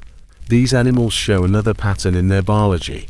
The young and the adults did not live quite the same lives. Juveniles were more lightly built and could chase smaller prey, while adults moved into the heavy work of tackling armored or horned animals. This shift with age spreads pressure across prey communities and may be one reason the family dominated so completely in the north. Cross the Atlantic and head south, and you meet another dynasty. In South America, the giant role fell to the Carcharodontosaurs, the sharp-toothed lizards in name and in spirit. Giganotosaurus was one of them. It was long, deep-chested, and built for wide strides with a skull that carried long serrated teeth shaped more like steak knives than chisels. Carcharodontosaurs in Africa shows the same plan. These animals likely hunted with slashing bites that opened long wounds and bled large prey into submission. Their fossils often occur with remains of the biggest plant eaters of their time, which suggests a food web that paired big knives with big tables. The arms on these hunters were short, but not useless. They were sturdy enough to clutch and steady a strike. Neck muscles were enormous. The whole front half of the animal reads as a delivery system for the mouth. In Africa, another story unfolded along river deltas and backwaters. Spinosaurus loomed there, a predator that broke the rules that seemed to hold elsewhere. It had a skull with the long, narrow shape of a fish-eater. The teeth were conical, rather than serrated, a better tool for gripping slippery prey. The nostrils sat well back from the snout tip, which kept water out of the airways when the head was submerged. The tail was tall and flexible, a good fin for lateral sweeps. Leg bones were dense and heavy, which would have helped reduce buoyancy. Taken together, the features paint a picture of a hunter comfortable in water. It likely patrolled channels and reed beds and snapped at fish the size of a man. There are even coprolites that contain fish scales in abundance, which is strong, if unglamorous, support for the idea. Spinosaurus was no less a terror for being aquatic, it simply chose a different theatre. Madagascar offers yet another accent. There, the abelisaurids took centre stage. Majungasaurus was the local heavyweight, a thick-skulled predator with short bulldog arms, and a face built to take a beating, whereon its teeth and damage to bones hint at a style of attack that involved clamping and holding rather than swift slashes. Bite marks on bones of its own kinds suggest face biting during dominance contests. The island setting likely favoured a pugnacious generalist, and Majungasaurus looks the part. Across the water in India, Rajasaurus shows a similar profile, with its own ornamented skull and stout body. These animals did not match the sheer size of the northern tyrants or the southern knife-bearers, but they were perfectly timed to the seasonal rivers and patchy forests of their home ranges. Not every hunter was a colossus. The middle and small ranks were busy and inventive. Dromaeosaurids, the raptor family, brought speed and tactics to the hunt. They carried a sickle-shaped claw on each hind foot that could be lifted clear of the ground, while running and then driven into prey at the right moment. Skeletons show long arms with strong grasping hands, and many species preserve quill knobs along the forearm, which are the anchor points for substantial wing feathers. Feathers on these animals were not for flight, they were likely for display, for warmth, and for balance and bracing during a grapple. Utahraptor in North America and Docotoraptor in the same region later were large enough to trouble juvenile sauropods or lone hadrosaurs.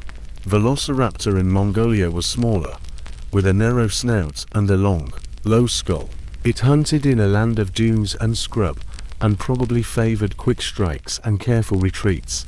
There is a famous specimen that died locked with a Protoceratops, each animal with a limb in the grip of the other, both buried when a dune collapsed. The scene looks like a fossil of a fight stopped mid-sentence. Troodontids and small Tyrannosauroids filled the clever hunter niche. Their skulls had large orbits and expanded regions for the forebrain. The inner ear and balance system were well developed. These details suggest quick reflexes and good night vision. Some likely hunted at dawn and dusk along river margins. Oviraptorosaurs add an odd note to the chorus. Many were omnivores with deep beaks and strong jaws. Some crushed mollusks or cracked nuts. Others brooded open nests and guarded their eggs with outstretched arms. Their role in the predatory economy, set somewhere between thief, opportunist, and dedicated hunter, a reminder that categories blur in the real world. How do we know what these animals ate and how they behaved? The answers are in marks and chemistry and the geometry of bone. Tooth scores and gouge on prey bones can be matched to the mouth that made them. Coprolites carry bone shards and muscle fiber that pass through the gut and tell you who was eating meat and how thoroughly it was digested. Stable isotopes in teeth preserve the chemical flavors of water and prey, which can separate river hunters from dry country runners, and can even suggest seasonal movements.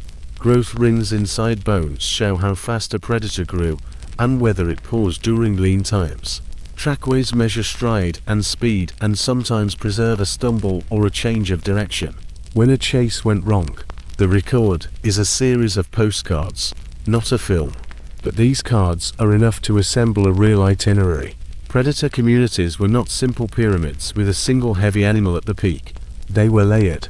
In western North America, along the shores of the inland sea, you could find a Titanosaur as the top hunter, a medium-sized dromaeosaur that ran the brushy corridors, and small troodontids that caught rodents and hatchlings. In South America, a carcharodontosaur might claim the fattest herbivore, while a pack of Dinosaurs or small Allosaurids picked off the careless. In Asia, where deserts bordered seasonal rivers, you could watch a Tarbosaurus slide through a stand of low trees, while flocks of small feathered hunters flushed lizards from under shrubs. Each level affected the level below, and each followed the herds. The temptation to derive simple rules for how these animals hunted is great, but the evidence warns against it. Dinosaurs clearly hunted, but also scavenged when the opportunity arose, which is exactly what any sensible large carnivore does. Raptors were agile and fierce, but the famous idea of coordinated packs, like wolves, is hard to prove. Juvenile dinosaurs may have hunted in groups, but the bones are mostly silent on social structure. What we can say with confidence is that their senses were keen. The inner ear anatomy of dinosaurs suggests good head stability and sound detection. The nose region is large and full of turbinates for scent. The eyes face forward enough to provide depth perception. Add to this a brain that was large for a reptile, and you have an animal capable of making decisions on the run. Every predator faces the same problem. Even a small mistake can be fatal when your work involves horns, clubs, and the panicked stampede of a herd. Skeletons confirm this. Healed fractures are common. Arthritis in the joints shows the price of a life consisting of leaps and lunges. Bite marks on faces speak of disputes over carcasses that ended in torn lips and cracked bones. Yet these animals continue to live. Bone remodels and thickens around an injury. Lameness becomes part of a familiar stride. A dinosaur with a tooth abscess that ate through the jaw survived long enough for the bone to begin growing back, meaning it fed through the pain. Survived the winter, and managed. By the last chapters of the Cretaceous, the choreography was refined. Herds poured through the valleys toward fresh growth after storms. Along the edges, shadows moved with a patient gait. At night, it was the turn of the small hunters. Their eyes reflected the starlight as they combed the edges of the water and reeds. At dawn, tracks remained in the mud, crossing and overlapping one another, and sometimes a furrow was visible in the sediment where a heavy body had fallen, was dragged a short distance, and stopped. This is not a sentimental picture. It is simply a working landscape in good order. If you could stand on a bluff in western North America about 66.5 million years ago, you would see a country that feels familiar and alien at the same time. The inland sea that once divided the continent has withdrawn like a slow tide, leaving behind a broad patchwork of river valleys, oxbow lakes, swamps, and pine-studded uplands. The air is warm, the light is slightly hazy, and almost every day afternoon, storms roll in with pouring rain. Dragonflies skim low over backwaters. Turtles bask on rotting logs. On the far bank, something moves through the ferns and reeds with the calm weight of a freight train. A herd of Edmontosaurus rises out of the greenery. Skin creases over thick necks, mouths are busy with leaves, and young animals are pressed toward the middle where it is safer. A few minutes later, the ground gives a light thud that you feel more than hear. A Tyrannosaurus is there, its head level with your chest even across the river. Its eyes are directed forward and motionless, every step measured and quiet. This landscape is not a museum diorama, it is a living floodplain, and it is teeming with life. Poplars and dawn redwoods frame the channels. Magnolias and sycamores shade the banks. Ferns and horsetails fill the open spaces. Flowering plants are now the foundation of the flora. They shape the soil with roots, and the air with pollen. Bees and wasps are common in the warm season. Small mammals scuttle between roots, quickly gathering the harvest of seeds and berries. Crocodiles lurk along quiet reaches where the current slackens. Above the water, flocks of birds move in fast arcs, and several larger forms soar on the updrafts over the river valley. The cast of land inhabitants is rich and distinctive. In the west, in the territory of Laramidia, dinosaur communities are distributed by regions and habitats in a pattern that paleontologists call provincialism. The northern valleys have their own mixtures of horned and duck-billed species. The southern basins host cousins with different frills and different crests. You can walk through layers of rock in Alberta and count several large herbivores. living side by side. Go to New Mexico and the composition changes, and with it, the headgear changes. The reason lies in the shape of the land. Mountain building in the west raises ridges that feed the rivers with sediment and rain. The inland sea in the east regulates humidity and carves out long belts of wet ground. The result is a chain of distinct neighborhoods lying only a few hundred kilometers apart. Herbivores use this patchwork with ease. Hadrosaurs graze where grasses are still rare, but low herbs and shrubs are in abundance. Their dental batteries grind plant matter into a paste, and they spend much of the day doing so. Triceratops shears woody stems and browses on bushes. Jaw muscles are attached to the neck frill, which is equally a point of attachment for the engine and a means of display. Ankylosaurs rumble along the edge of the thicket. Their broad backs are tiled with bone, and their tail clubs sway in the slow rhythm of a pendulum. Pachycephalosaurs cross open glades in twos and threes, heads lowered, their domes polished by use and age. The young of all these animals move under the protection of adults or near groves of trees that provide quick cover. Predator and prey both understand the geometry of the valley. The record of daily life lies scattered and quiet. Tracks cross sandbars and vanish under a thin layer of silt. Nibbled twigs with fine parallel grooves mark where a hadrosaur worked a branch like a file. Coprolites of herbivores carry bits of leaves and seeds, sometimes even fragments of soft fruit pits. The horn core of a triceratops with a trace of a crack overgrown with thickened bone means the animal lived for many months after a fight or a fall. A toe bone of a Tyrannosaurus carries a gouge corresponding to the point of a horn, and the edges of the wound have rounded over time. These are brief notes of a long life, and they show that the last ecosystems of the Cretaceous were not fading. They were working at full capacity. The water itself is overflowing. Rivers are full of gars, bowfins, sturgeons, and small fry. Freshwater mussels sit half buried at the edge. In some areas, you can still feel the influence of the sea, because the western interior seaway has not fully retreated. Further south and east, it still covers vast provinces.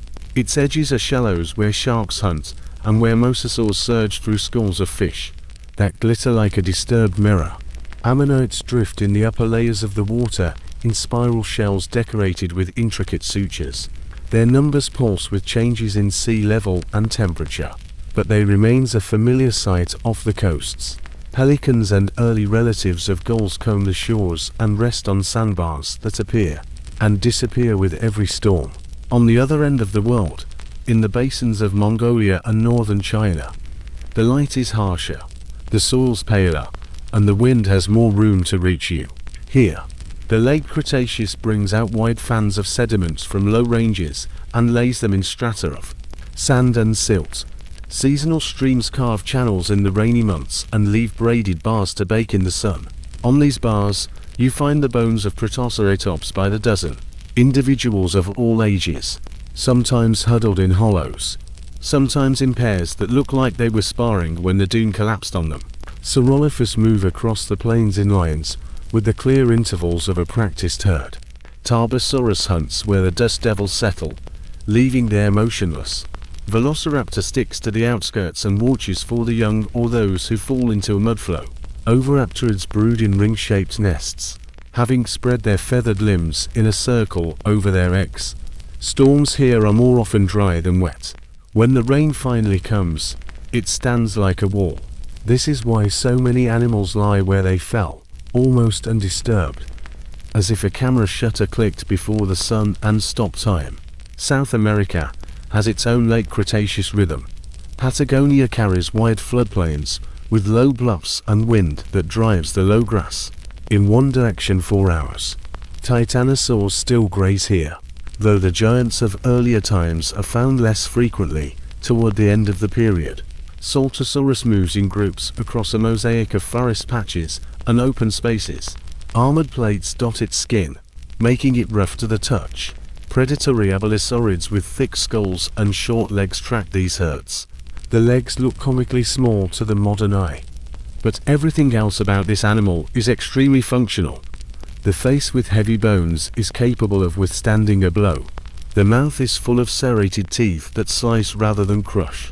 When the river level drops and new bars are exposed, you find dozens of eggs in shallow pits there, shells thin and porous, a sign that they were covered with plants for warmth during the development process. High latitudes complicate the picture in a way that feels surprising until you remember how warm the world was in Alaska and in what is now northern Alberta. Dinosaur trackways cross beds that were laid down near the shore of the inland sea.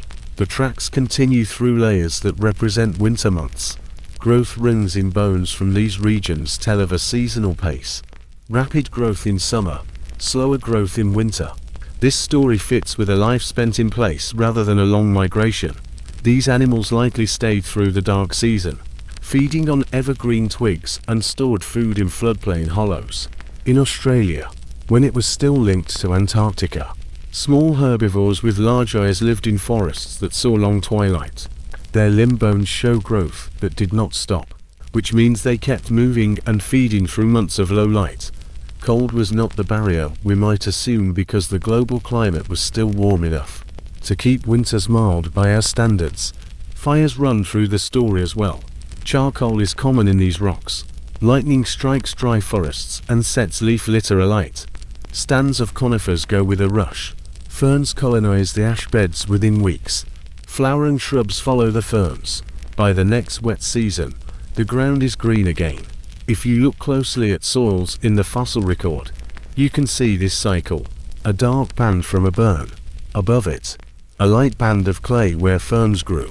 Above that, a thicker soil where roots from larger plants have gone down into the profile.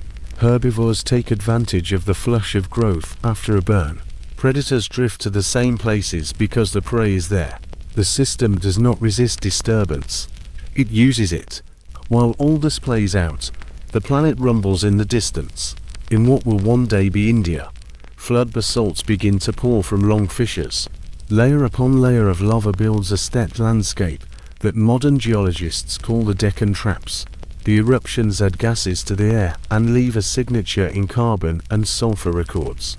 The climate can wobble when pulses are strong. Rain patterns shift a little. Sea level edges up or down. Local ecosystems notice and adjust. But there is no sign in the rocks of a world that is losing its grip. The bone beds are full. The pollen record is busy. Trackways are fresh. If you lived in this time, you would not sense an ending. You would sense a full season with enough food and a few more storms to come. The pace of life is normal. Herds follow chutes along the river after a flood. Triceratops cow steer calves between themselves and the thicket. A Tyrannosaurus walks a ridge at dawn and looks into the fog sitting in the low ground. A flock of birds rattles up from a branch and settles again when the threat has passed. On the far shore, a small mammal noses under a mat of leaves and finds a cache of seeds that a hadrosaur dropped last week. Farther out over the inland sea, ammonites drift just below the surface, while a mosasaur rolls to swallow a fish that turned to slowly. The day warms. The air smells of water and resin. There is not a hint that anything is about to change. When people first tried to explain the disappearance of dinosaurs, a tidy story was hard to resist. Perhaps they were already failing. Perhaps climate had cooled, food had thinned, and the old reptiles had simply dwindled away. The rocks do not tell that story. The youngest Cretaceous layers from North America, Asia, and South America show busy floodplains, crowded seas, and a constant traffic of footprints. Bones are common right up to a razor-thin boundary, and above that line, the large dinosaurs are gone. The pattern looks like a curtain drop rather than a slow dimming. This sharp boundary is easy to find if you know what to look for. In many places, it is no thicker than a finger. It sits between the last dinosaur-rich sediments of the Cretaceous and the first Paleogene clays that hold a very different cast. The boundary clay carries a cargo of extraterrestrial metal. Iridium is scarce in Earth's crust, but relatively abundant in meteorites. At the line, the iridium spikes far above background. Mixed with it are mineral grains that have been shocked by intense pressure, and tiny spherules that formed when molten spray cooled in the air and fell back as glassy beads. In short, the layer reads like a forensic lab report. A large object struck the planet and left a dusting of fallout that settled across the world. The crater lies mostly under the shallow seas off the Yucatan Peninsula. Its buried rim outlines a circle nearly 200 kilometers across. Drill cores taken from the structure show broken and melted rock and a ring of uplifted crust that rose like the edge of a splash. The timing is precise. Radiometric clocks in minerals that were reset by the heat match the age of the boundary layer, and the Gulf of Mexico. Tsunami deposits just below the iridium-rich clay. They are full of ripped-up coastal material, broken shells, and boulders tossed inland and back again by waves that would have towered over any building. Farther afield, as in the American interior, you can find thin layers where tiny glass spherules settled out of the sky into lakes and rivers. One site in North Dakota recorded a remarkable sequence. There, the last Cretaceous river channel holds fish packed in tangled layers, gills clogged with spherules that fell into the water within the hour after impact. Trees lie blown down in a common direction. The sediment shows that standing water suddenly surged and ran back, which fits the idea of a long-cycle standing wave sloshing through inland basins, after distant oceans had been kicked like a tub. This is not the only record of chaos, but it is among the clearest snapshots of the first day. It tells us that the immediate effects were global in reach and violent in detail. The short-term shock would have killed many creatures outright. The years that followed brought a quieter and more thorough trouble. Dust, sulfate aerosols, and soot from worldwide fires rose high into the stratosphere and hung there. Sunlight dimmed. Photosynthesis stalled over land and sea.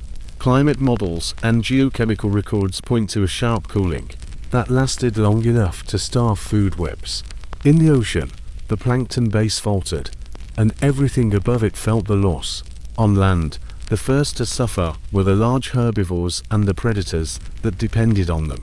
Animals with low metabolisms and slow growth could not bridge the gap. Plants that relied on long growing seasons lost ground to hardy pioneers that spread quickly after fire and frost. The selectivity of survival leaves clues about what mattered. No large land animal made it through. The winners were small, adaptable, and able to eat many things. Creatures that could hide in burrows or water did better. Diets that could switch to seeds, detritus, roots, or carrion were an advantage. In plant communities, there is a brief but telling fern spike. In many places, ferns are early colonists after disturbance. They cover bare ground, while forests wait for better seasons. In the rock record, this looks like a sudden surge of fern spores right above the boundary line. It is a signature of burned and cleared landscapes on a global scale. What about the long volcanic episode in what is now India? The Deccan eruptions began before the impact and continued after it. They pumped gases into the air and loaded the climate system with additional stress.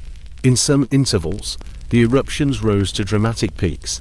It would be comforting to assign the extinction to a single cause, but the likely truth is more layered. The impact drove the mass extinction. Volcanism may have nudged climate and acidity and made ecosystems more fragile.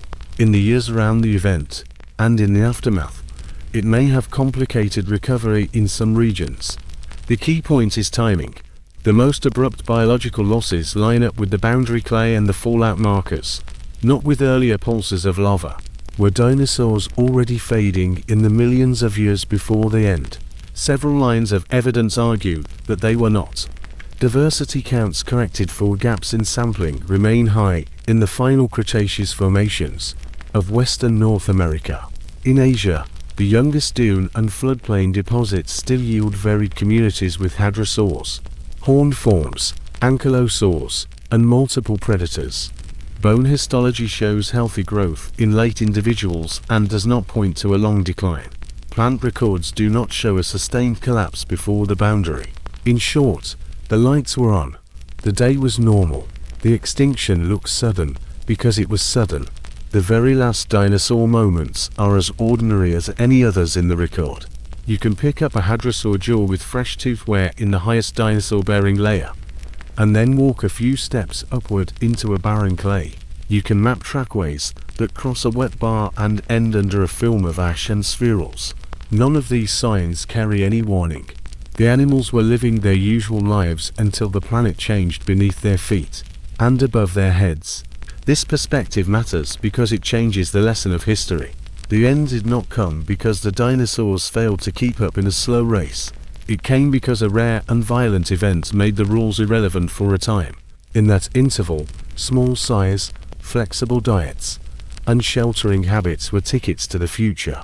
Large bodies, slow reproduction, and dependence on abundant forage became liabilities. The animals best adapted to a full and sunny world proved least suited to a dark and hungry one. When the sun returned and plants spread again, the survivors began to write a new chapter on a quieter stage. Imagine the moment just before it happened. A clear morning somewhere on the shore of a warm sea. Waves fold over a sandbar. Shorebirds lift and resettle. A hadrosaur wades belly deep where a river meets the coast and noses into reeds for tender shoots. Far out over the water, a bright point grows in the sky. It is silent at first, then draws a faint line that thickens into a white smear. No one looks up for long, because there is nothing in any memory that calls for fear of a star falling in daylight. An object roughly the size of a city. It moves faster than a rifle bullet and carries more energy than all the volcanoes on Earth. In a busy century, it is a remnant of the early solar system that has crossed our path at exactly the wrong time. It enters the atmosphere at a shallow angle over the Caribbean Sea, and compresses the air in front of it into a white-hot piston. In the final seconds, it is no longer a single stone. Pressure and heat shatter it into pieces that still behave like one body.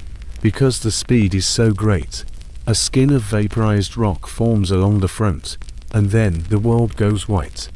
The center of the blast is the shallow water of the Yucatan Peninsula. Water instantly flashes to steam. Limestone and bedrock boil and scatter.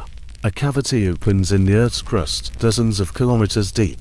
A hole so large that it cannot remain a hole for more than a breath. Rocks flow like thick surf. The walls slump inward. The floor rebounds upward. A ring lifts the Earth's crust springs back like a bell. All of this happens in a matter of minutes. If you could observe from a safe distance, which does not exist, you would see the sea pulled aside, and then thrown back in walls of water racing in all directions. The shock wave leaves the crater and passes through the planet. It is so strong that it rattles faults on the other side of the world. Coastal shelves crumble and slide into the abyss. On land, entire cliff faces peel off in sheets. In the Gulf of Mexico, the very shape of the bottom shifts. Half an hour later, the first water returns. A wave climbs the new rim of the crater and collapses inward, then bounces off and rushes back, slamming into the second wave. And a third. A whole train of giants crosses the basin. When these waves reach distant shores, they arrive as rushing walls that pick up forests and roll them into mats, then grind cities of trees into a slurry that floods the land and then drains back. Laden with the debris of a continent, the air brings its own disasters. Debris is tossed high beyond the atmosphere and falls back over the next hour, in the form of glass beads and ash. These spherules begin to glow upon descent, because they enter the atmosphere at enormous speed, and heat the air in front of them. The sky turns into the roof of an oven.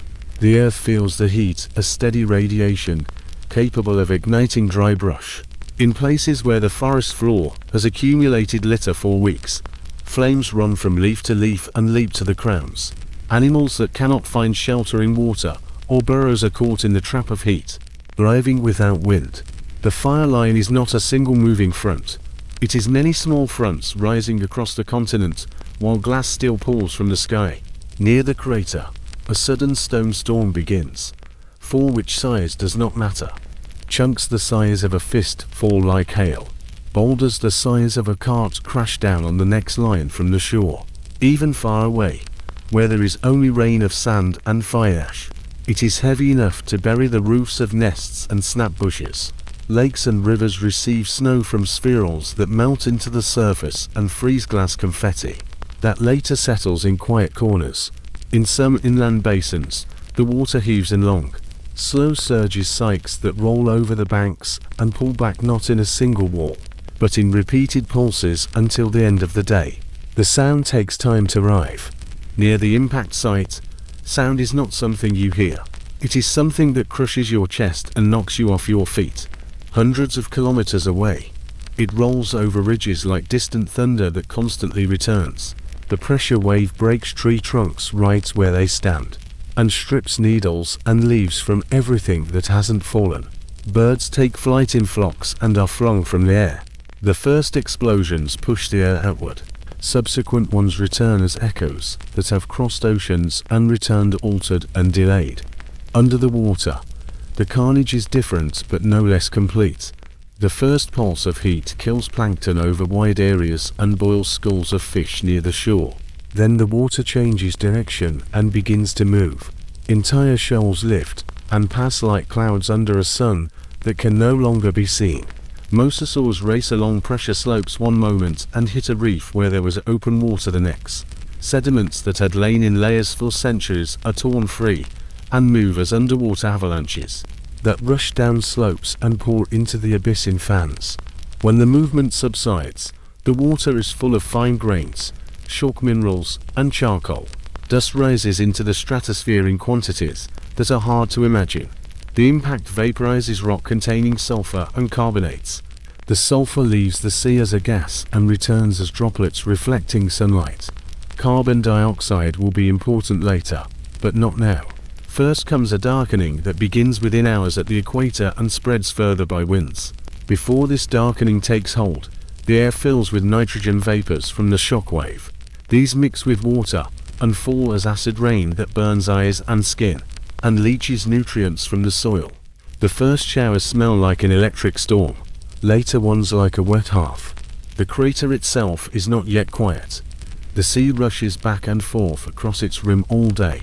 Each tide moves mountains of new sediment and piles torn blocks into ridges. Rafts of trees that were forests in the morning now rotate slowly in the bays.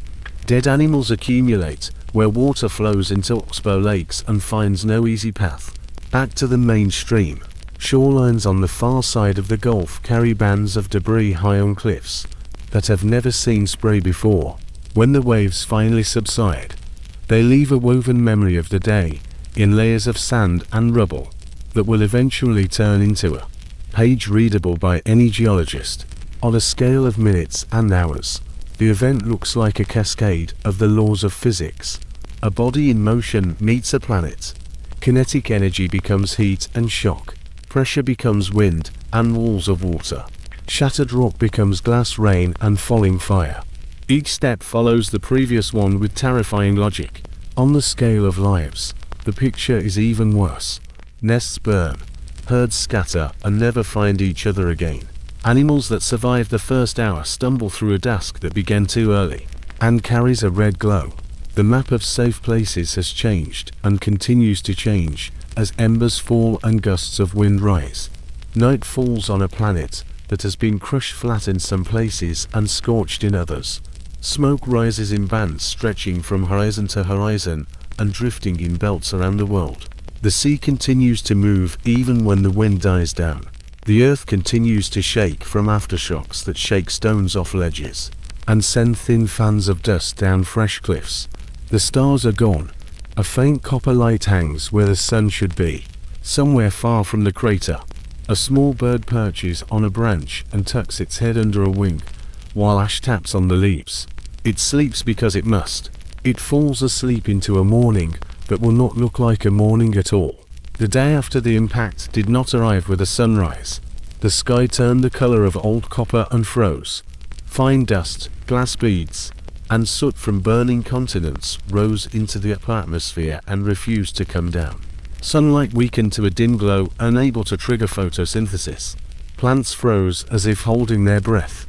In the oceans, the same interruption affected the tiny drifters feeding everyone else. Food chains are ladders, and every rung rests on the one below. When the lower rungs break, the collapse quickly moves up. The temperature dropped. The stratosphere filled with sulfur droplets that reflected light back into space. and cooled the planet despite the fires. Lakes became covered with ice at latitudes where frosts are rare. In coastal waters, tropical corals bleached and then disappeared. On land, forests that did not burn turned brown and shed their leaves in a season that did not end, where the ash settled in a thick layer. Entire hillsides wore a muffling coat that held moisture and smothered sprouts. The air smelled of damp charcoal and sour rain. Storms washed nitrates from the sky, making the soils both rich and hostile at the same time.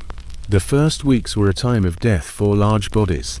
Great herbivores needed tons of greens daily that no longer existed. Predators living off these herbivores faced the same wall a little later. Hunger leaves marks that can be read long after the flesh disappears. Bone tissue stops laying down even lines and switches to ragged patterns telling of stress. The fossil record around the world shows a clear ceiling of body size right above the boundary clay. No one heavy passes through it on land. The winners are small, secretive, and not too picky about food. Ferns spread. Their spores do not wait for the forest to return. They settle on bare ground and grow wherever moisture lingers. In many sections, the first Paleogene layer above the iridium clay is densely saturated with fern spores. It is a green flag planted in blackened soil. Fungi also flourish. A surge of fungal remains in some cores points to a world rich in dead wood and damp leaf layers. The living cover recedes, and recyclers enter the scene. This is the first step in any recovery, even one that will take years to gain speed. Fresh water becomes a refuge. Streams still carry brought-in seeds and drowned insects. Ponds are home to turtles, lungfish, and amphibians that can wait out the trouble in the silt or under the banks. Crocodile relatives fare better than most because they know how to wait, and because their young grow on a diet that does not require abundance. In burrows, small mammals survive the worst times on reserves of roots and seeds.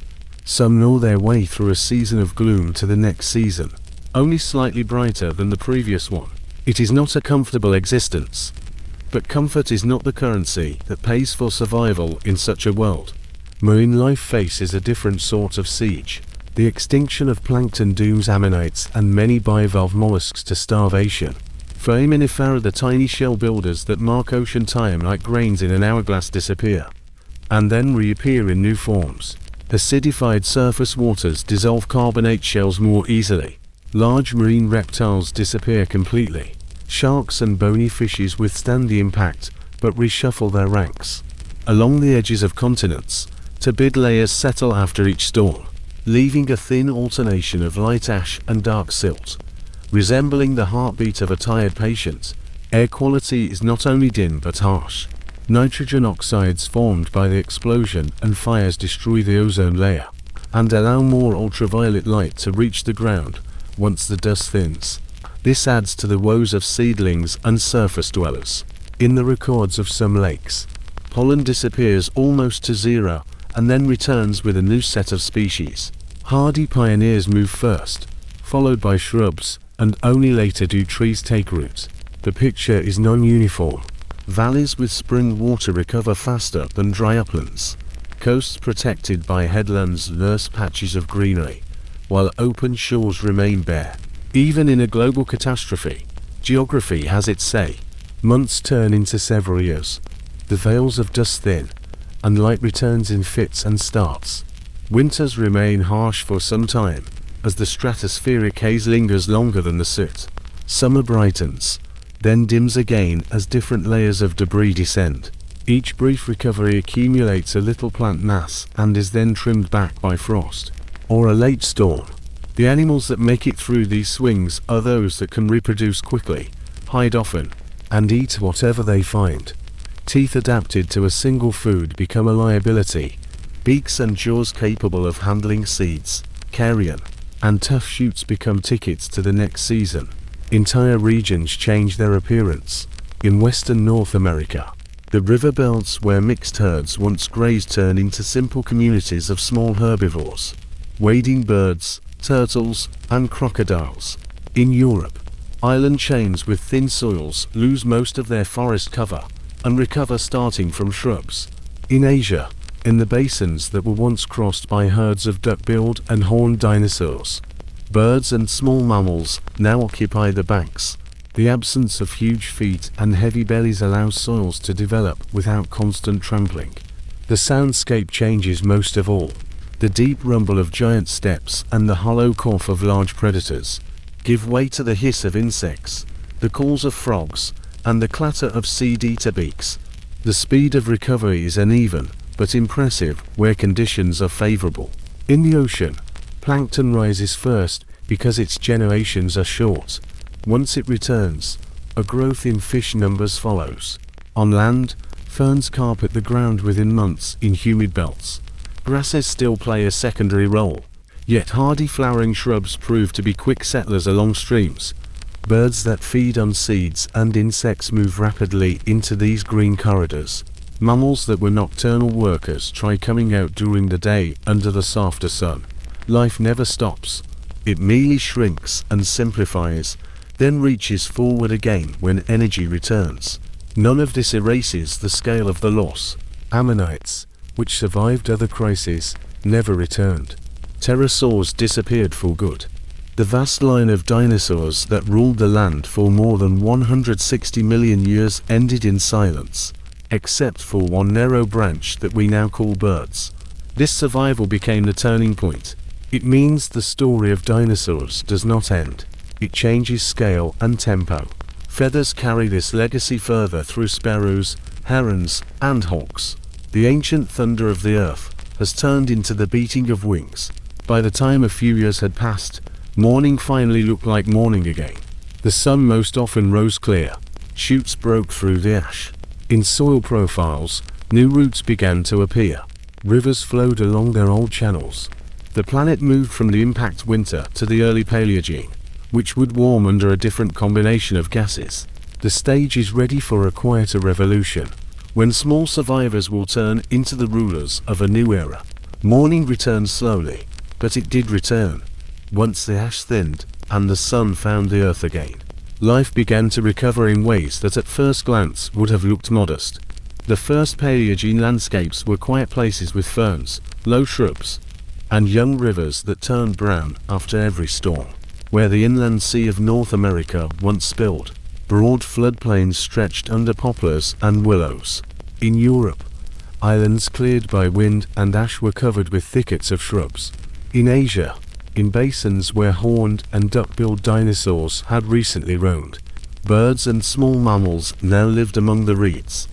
The world felt reduced in scale, but this was not a weakness. It was a strategy.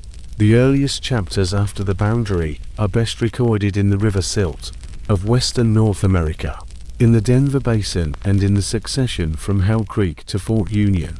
You can walk from the last Cretaceous layers to strata, where the first Paleogene mammals appear in earnest. They do not impress with size. Most could fit in the palm of your hand. They impress with variety. In a few 100,000 years, the list grows from simple insect eaters and seed lovers to communities with early meat eaters, fruit specialists, and root diggers. Paleontologists give these intervals cozy names like Quercus and Turagonian. And within these slices, one can observe how tooth shapes diversify like tools in a busy kitchen. Cutting edges for meat, rounded bumps for fruit, high ridges for grinding leaves. When the menu expands, the jaws follow. Birds accept the same invitation. The branch that survived the impact is expanding rapidly. In the southern polar regions, a bird named Vegavis is known from Antarctica, whose features are close to modern waterfowl. In New Zealand, a little later, sturdy penguins, such as Waimanu, dive for fish in seas that are still unusually warm. In the northern hemisphere, lakes that will later form the Green River shales host flocks of shorebirds, perching forms, and early swifts drying their wings on snags. The air fills again, this time with smaller bodies and more frequent wing beats. The great flying reptiles are gone, but the sky is far from empty. The earth warms in spurts, and then takes a dramatic step during the Paleocene-Eocene thermal maximum, a clumsy name for a sudden spike in temperature about 56 million years ago. Carbon flooded the atmosphere and oceans. Winters softened even at high latitudes. Palms grew in Wyoming, in the Bighorn Basin. Red and ochre bands of clay mark floodplains where forests became thicker, and the fossil record shows that many mammals responded by decreasing in size. Dwarfing occurs when food webs experience stress from heat and drought, and when plants change their chemical composition. Horses, which were already no larger than a medium dog, became even smaller for a time. When the climate relaxed, bodies grew again. This is a simple lesson repeated through the ages. Size is not a ladder you climb once. It is a scale that rotates with the weather. Even before this warm pulse, the main branches of modern mammals began to spread. Placentals, which carry young to a later stage before birth, diversify into lines that we recognize as hoofed runners, early primates, carnivores, and strange generalists trying different ways of life. Marsupials, raising young in pouches, establish themselves in South America and later make their great crossing to Australia, where they will write most of the local history. Monotremes, a living echo of deep antiquity, hold positions in southern lands, along with egg-laying platypuses and echidnas. The picture is geographic as much as it is biological. With the disappearance of dinosaurs, continents again become both classrooms and fences, and each teaches its students different tricks. South America is the best example of such continental education. Cut off from the north for a long period, it grows its own caste. The ground shudders from the steps of terror birds, large flightless hunters with heavy skulls and hooked beaks that race across savannas and river plains. The herbivores responding to them are not horses and antelopes at first, but strange hoofed mammals with body plans you would sketch only after a long day. Light runners with 4 toes, stocky grazing animals with unusual teeth, and sloth relatives that will later climb trees the way sailors climb rigging. Far to the north, on the other side of the Central American Seaway that still exists, North America develops a different set of species with early pterodactyls that will become horses and rhinos, and artiodactyls that will become deer and cattle. These paths will not meet until land rises between the continents much later, and when they do, the exchange will be dramatic. But that is a scene from the future. Europe and Western Asia carry their own answers. In Germany, the oil shales at Messel preserved a lake community from the early Eocene in such detail that feathers, fur, and even stomach contents survived. Bats sleep in the record as fully formed flyers, telling us that the air was already complicated by the time those lakes silted up. Primates with grasping hands move through the canopy and leave delicate skeletons in the mud. In the water, crocodiles drift between mats of floating plants and turtles bask in the morning light breaking through the warm mist. If you want to see how complete a recovery can be in a warm age, Messel is an ideal postcard of that time. Asia sends a different message from the shores of the ancient Tethys. In Pakistan, fossil beds formed along coastal rivers preserve a sequence of early whales. The first look like wolves with long tails and ears still tuned for land. These are the Pachycetids, feet in the water and heads still in the forest. A little later comes Ambulocetus with limbs that have become oars, and a body that moves through water with a crocodile-like roll. Then come forms with nostrils sliding back toward the eyes and tails that do more work than legs. By the Middle Eocene, fully aquatic whales swim in oceans their land cousins can no longer reach. It is one of the finest evolutionary stories on the planet, and it starts in the very first stretch after the dinosaurs. If you trace the land instead of the water, the hoofed lions offer their own steady tail. Early horses skip through Eocene forests on small feet with 4 toes in front and 3 behind. Their teeth are suited to soft leaves and fruit. As climates dried and open woodlands widened, grasses began to appear more often along floodplains. Grass carries silica in its blades like fine grit, which wears teeth. Horses answer across millions of years by evolving higher-crowned molars and fewer toes for running on firmer ground. The artiodactyls split into deakin with antlers and bovids with horns. Camels and pigs and hippos leave their marks along rivers and sands.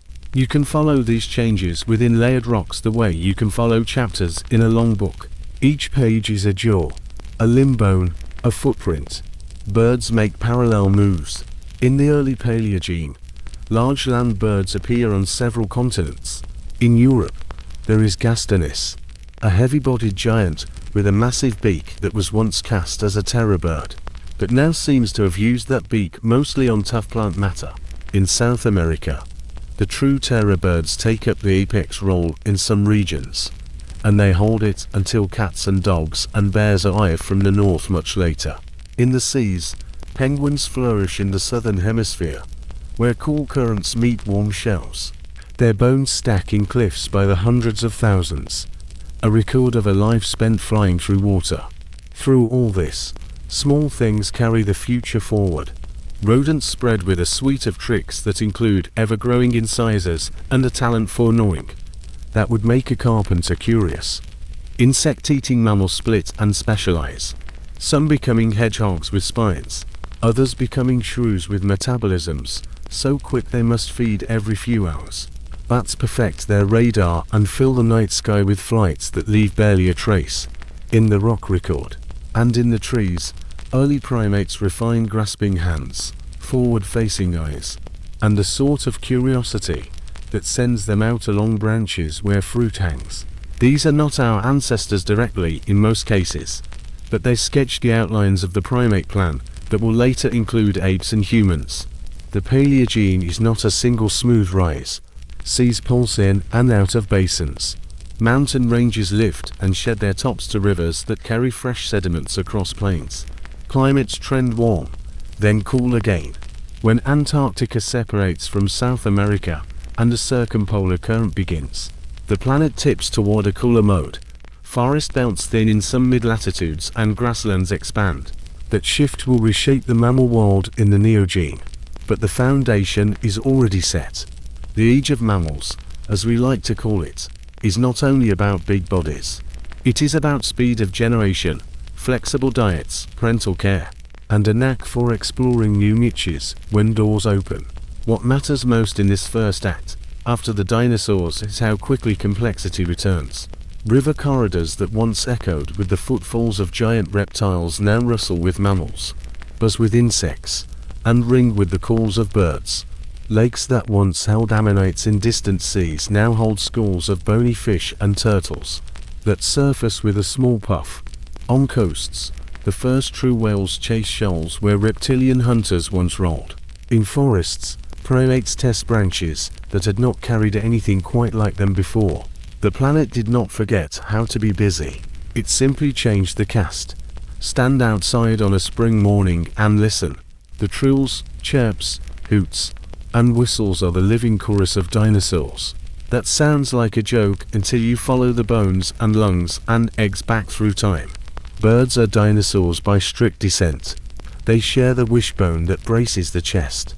They breathe with a flow-through system of air sacs that turns their bodies into bellows. They lay hard-shelled eggs, and many brood them with the same spread-armed posture that small feathered theropods used in the Cretaceous. Some modern birds even carry a temporary tissue inside the thigh bones called medullary bone. When they lay eggs, the same sort of calcium store that paleontologists have found inside the bones of a giant predator from long ago. Line up a falcon skull and the skull of a small Cretaceous hunter, and the family resemblance is hard to miss. The legacy lives in movement as well as in bones. Watch a heron lift from a marsh. The neck pulls into an S shape. The legs trail. The wings beat in deep strokes. Those movements were rehearsed in forests of the early Cretaceous by animals about the size of crows that scrambled up trunks and fluttered between branches. On the ground, modern birds run and pivot with the same balance tricks that their ancestors used when they chased. Lizards under ferns, cool knobs on the forearm of a velociraptor tell of strong feathers. The same little bumps line the arm bones of many living birds. Even the smallest details persist across oceans of time. If you prefer your dinosaurs large, their legacy runs through stone instead of air. The places they lived and died make up a world atlas of deep time. There is the Morrison country of the American West, where river sands piled up 150 million years ago, and now hold bone beds of long necks and their hunters. There are the flaming cliffs of the Gobi, where wind and storm buried nests, and brooding parents in dunes that still hold their secrets. There are the fine-grained lake beds of Liaoning that deliver feathers as clear as leaf veins. There are the red badlands of Patagonia, where titans left their eggs by the thousands in low mounds. There is the Hell Creek country, where the last evening of the Cretaceous lies a short walk below the first morning of the Paleogene. These places have turned fossils into common nouns and given us a map for a world that would otherwise be blank. The story of how we uncovered this map is part of the legacy. Early discoveries were accidents on quarry floors and in coal seams. Then came the age of hungry competition, when rival collectors raced across the American frontier in railway cars full of picks and plaster. The bone wars between Charles Marsh and Edward Drinkercoat produced more heat than light at times, but they also filled museums with the first full skeletons of the giants. Later, expeditions crossed deserts in Mongolia and walked out of the Gobi with the first dinosaur eggs and delicate embryos curled inside. In recent decades, teams working with local communities in China, Argentina, and Africa have turned badlands and farms into scientific windows. The field has grown from trophy hunting to careful ecosystem work. Fossils are no longer just spectacular bones in holes. They are data points for climate and behavior and growth, stitched together by radiometric dates, stable isotope chemistry, and the microscopic study of bone tissue. Dinosaurs have taught us how to read time. Before their bones were known, the scale of Earth history felt vague. With them, we learned to think in tens of millions of years. A growth ring in a sauropod leg tells the story of wet and dry seasons in a Jurassic forest. The texture of a toothware reads like a diary of a diet. The mix of carbon and oxygen in a shell records the temperature of a sea that existed before mammals were more than furtive night things. A single ash bed sandwiched between floodplain muds can be dated to the year, in a range of uncertainty so small that it feels like precision in a universe of patience. The animals became clocks. They have also taught us caution about absolutes. For a century, we drew dinosaurs as cold and sluggish because they were reptiles. Then came the evidence for fast growth, high oxygen needs, and bird-like lungs. We imagined scaly hides everywhere until Liaoning showed coats of filaments and contour feathers on many branches of the family.